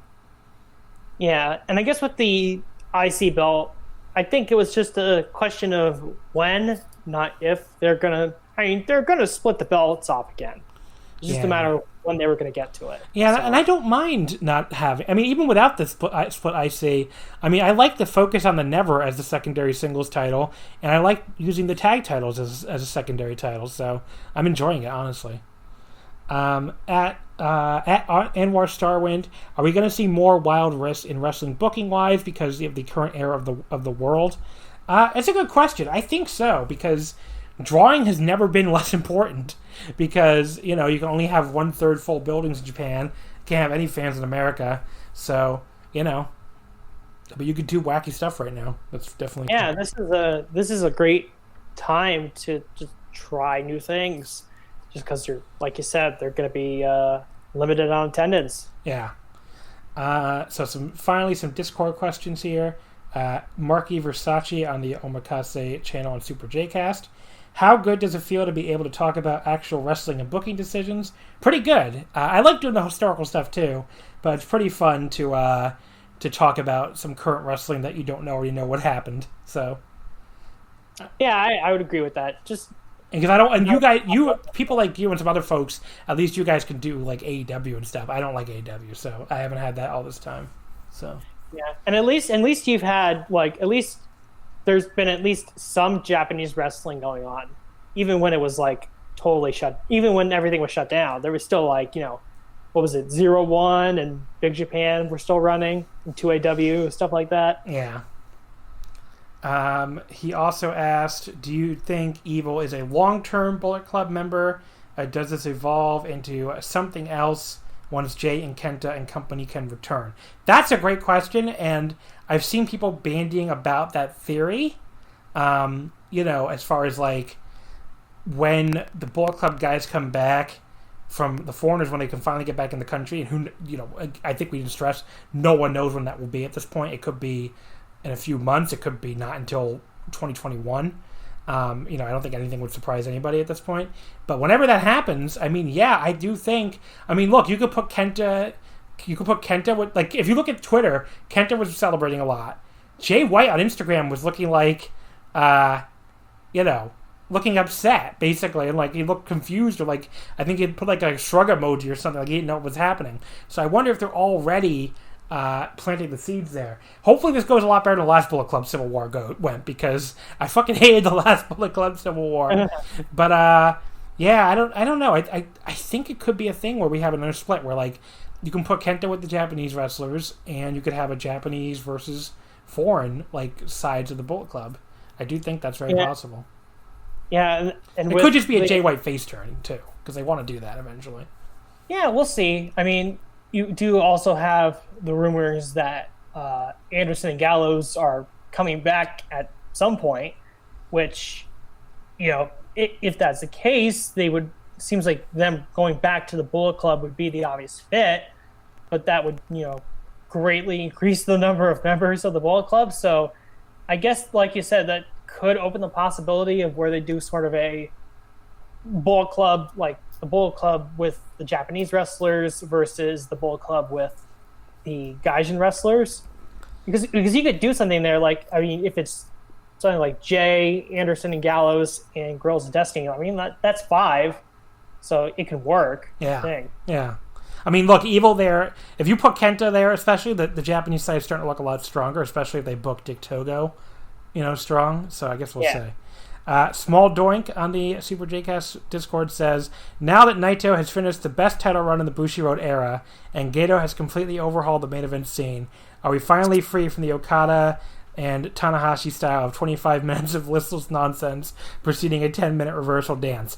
Well, Mr. Small Doink, if you'd like to hear my thoughts on all 14 Okada and Tanahashi singles matches, you can go to patreon.com/Wrestling Omakase for $5 a month, and you'll hear all of my thoughts. Some of them, actually, he described a couple of the matches, honestly. Like, some of them are not as good as others, but many of them are better than that. So you can hear all my thoughts. He also says, "Will Togo versus Naito be match of the century or just match of the decade?" I don't know. I'm going to say match of the decade, but it could be match of the century. Who knows? Then we got some more questions on the Voices of Wrestling Discord. Jacob, Master Wato's #1 fan. "I'm guessing this is something that will come up without someone asking, but how long are you thinking Evil's title reign will last? I was thinking only a couple months, but I could see them doing Evil versus Naito of the Dome, especially if the crowd is still limited." I agree. I could see them doing that, like the big Naito revenge match, if the Dome can only hold like 10,000 people or something. I mean, I think you could sell out 10,000 tickets with that. But I don't know. It's a good question. Like, gun to my head right now, I think Evil loses one of these titles by October, like before the G1 starts. I don't know which one. I would guess maybe the heavyweight, but I don't know. I really don't have any good read on how this is going. I mean, I don't mind having no read on it. I like sometimes having things really be shook up and not know where things are going. So, I'm just going to sit back and enjoy the ride, I guess. But Yeah, I feel like that if Evil doesn't lose it before the G1, then I feel like you kind of sort of have to do the Evil Naito rematch at Wrestle Kingdom, just because it would be weird for Naito just to lose to his former stablemate the way he did and like not get revenge at all. So yeah, I guess that's sort of my take on it. Sloth says, how does the Evil thing go for Bullet Club? Is it time for Jay White's babyface turn, or will Bullet Club just have 3 main event caliber guys in the stable? I think we kind of covered this, but yes, I do think this could be the start of the Jay White babyface turn. I do think it will take a while, but it could happen in 2021. Yeah, we'll see. And finally, Liam McCann, a great final question. Do you still feel like Master Wato?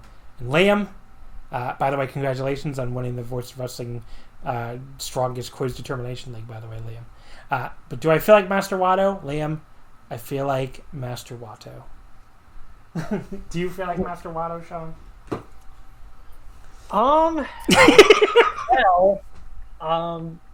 I will say that blue is my favorite color. There you go. And I am wearing lots of blue right now, so... It sounds like you feel a lot like Master Wato, buddy. Maybe a little bit. I don't know. There you go. All right, Sean, give me your plugs, and we'll wrap this baby up. All right. Well, you can follow me on Twitter at SACedor2994. You can follow my work at Voices of Wrestling. The most recent things that I did over there was I did one review of the New Japan Cup. I did a review of the first ever Lions Break Collision. And I was recently a guest on the 5-star match game with Joe Gagne. That was a great episode. Yes. What did you think of my tease of that last question? It was pretty good. It was a great last question.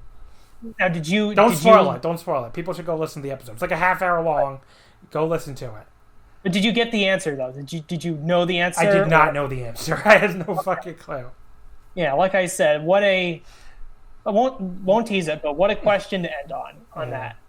But it's a good tie-in because Joe Gagne will be on next week. So. Oh, wonderful. And then I guess the last thing is that I am attempting to start a Twitch account. Well, I do have one, but I'm still sort of working out the kinks on it. Probably just going to play some PS4 stuff if you're a fan of the Formula 1 games or some other stuff I'm going to play. I'm going to try to get that set up. Might throw some EWR on there, maybe TWE when I eventually get that. I'm also going to try and see if I could... I think you mean TW, buddy. No, yeah. Did I not say TEW? No, you said TWE. Oh. I was like, unless I'm thinking of some other... This is another game I'm not thinking of. Sorry about that. TEW, that's what I meant. Total Extreme Warfare. And then I'm also going to see if I could try to play... I don't know if your listeners have heard of a game called Hearts of Iron 4. It's basically sort of this World War II... Some of them probably have. I don't know. World War II type strategy game. And I'm currently playing a mod, sort of an alternate history mod called Kaiserreich that's pretty cool. If you actually go to my Twitter, I've got some nice little pieces of artwork that I purchased regarding the game, that particular mod. And what's cool about it is that it's not you can not only just play as the major countries of the world. You can play as literally anyone. Like John, if you wanted to play as like tiny little Luxembourg, you can do it. And even though you're probably gonna get steamrolled, like you can totally play as Luxembourg and you'll have a good time. So, yeah, no, if anyone has the chance to play that game, I would fully recommend it. It's pretty interesting. All right. Well, folks, we'll wrap it up here. Don't forget, you can follow us on Twitter at Wrestling Omakase. Wrestling, of course, would not fit. Next week, we'll have 2 new 5 matches episodes. So you can get first of all, on the Patreon will be the next episode, Omakase 5 matches with Robin Reed. Patreon.com/Wrestling Omakase. Never miss any of our exclusive episodes. Only $5 a month. So you get to hear that one. We're going to have some fun stuff on there. I think we're gonna do. It looks like Daniel Bryan versus Roman Reigns is winning the the poll by a mile. So if you want to hear, if you've missed Roman Reigns and you want to hear some Roman Reigns chat, one of his best matches ever, honestly. So that'll be on the next week's the Patreon exclusive Omakase. And I haven't revealed the other matches yet, but there's a bunch of cool stuff. We're gonna do some Big Japan. There's a couple big Japan matches on there. Big Japan, and we have a couple New Japan matches. A couple I think that are both kind of off the beaten path. So we're gonna go one in the 90s and one from today. So I'll reveal all that on the Twitter feed and on the Patreon tomorrow, on Monday. So definitely tune in for that. And then on the free feed, we'll do another 5 matches episode for Joe Gagney. Joe, of course, from the 5-star match game, like we just mentioned. And, he picked a Dick Togo match, so that's now... He picked that before Dick Togo returned to New Japan, so I guess he's psychic. But yeah, that was something. So that pick got a lot more relevant. So yeah, check us out next week. Check us out on the Patreon. And in the meantime, as always, folks, we'll see you next time. Thank you for listening.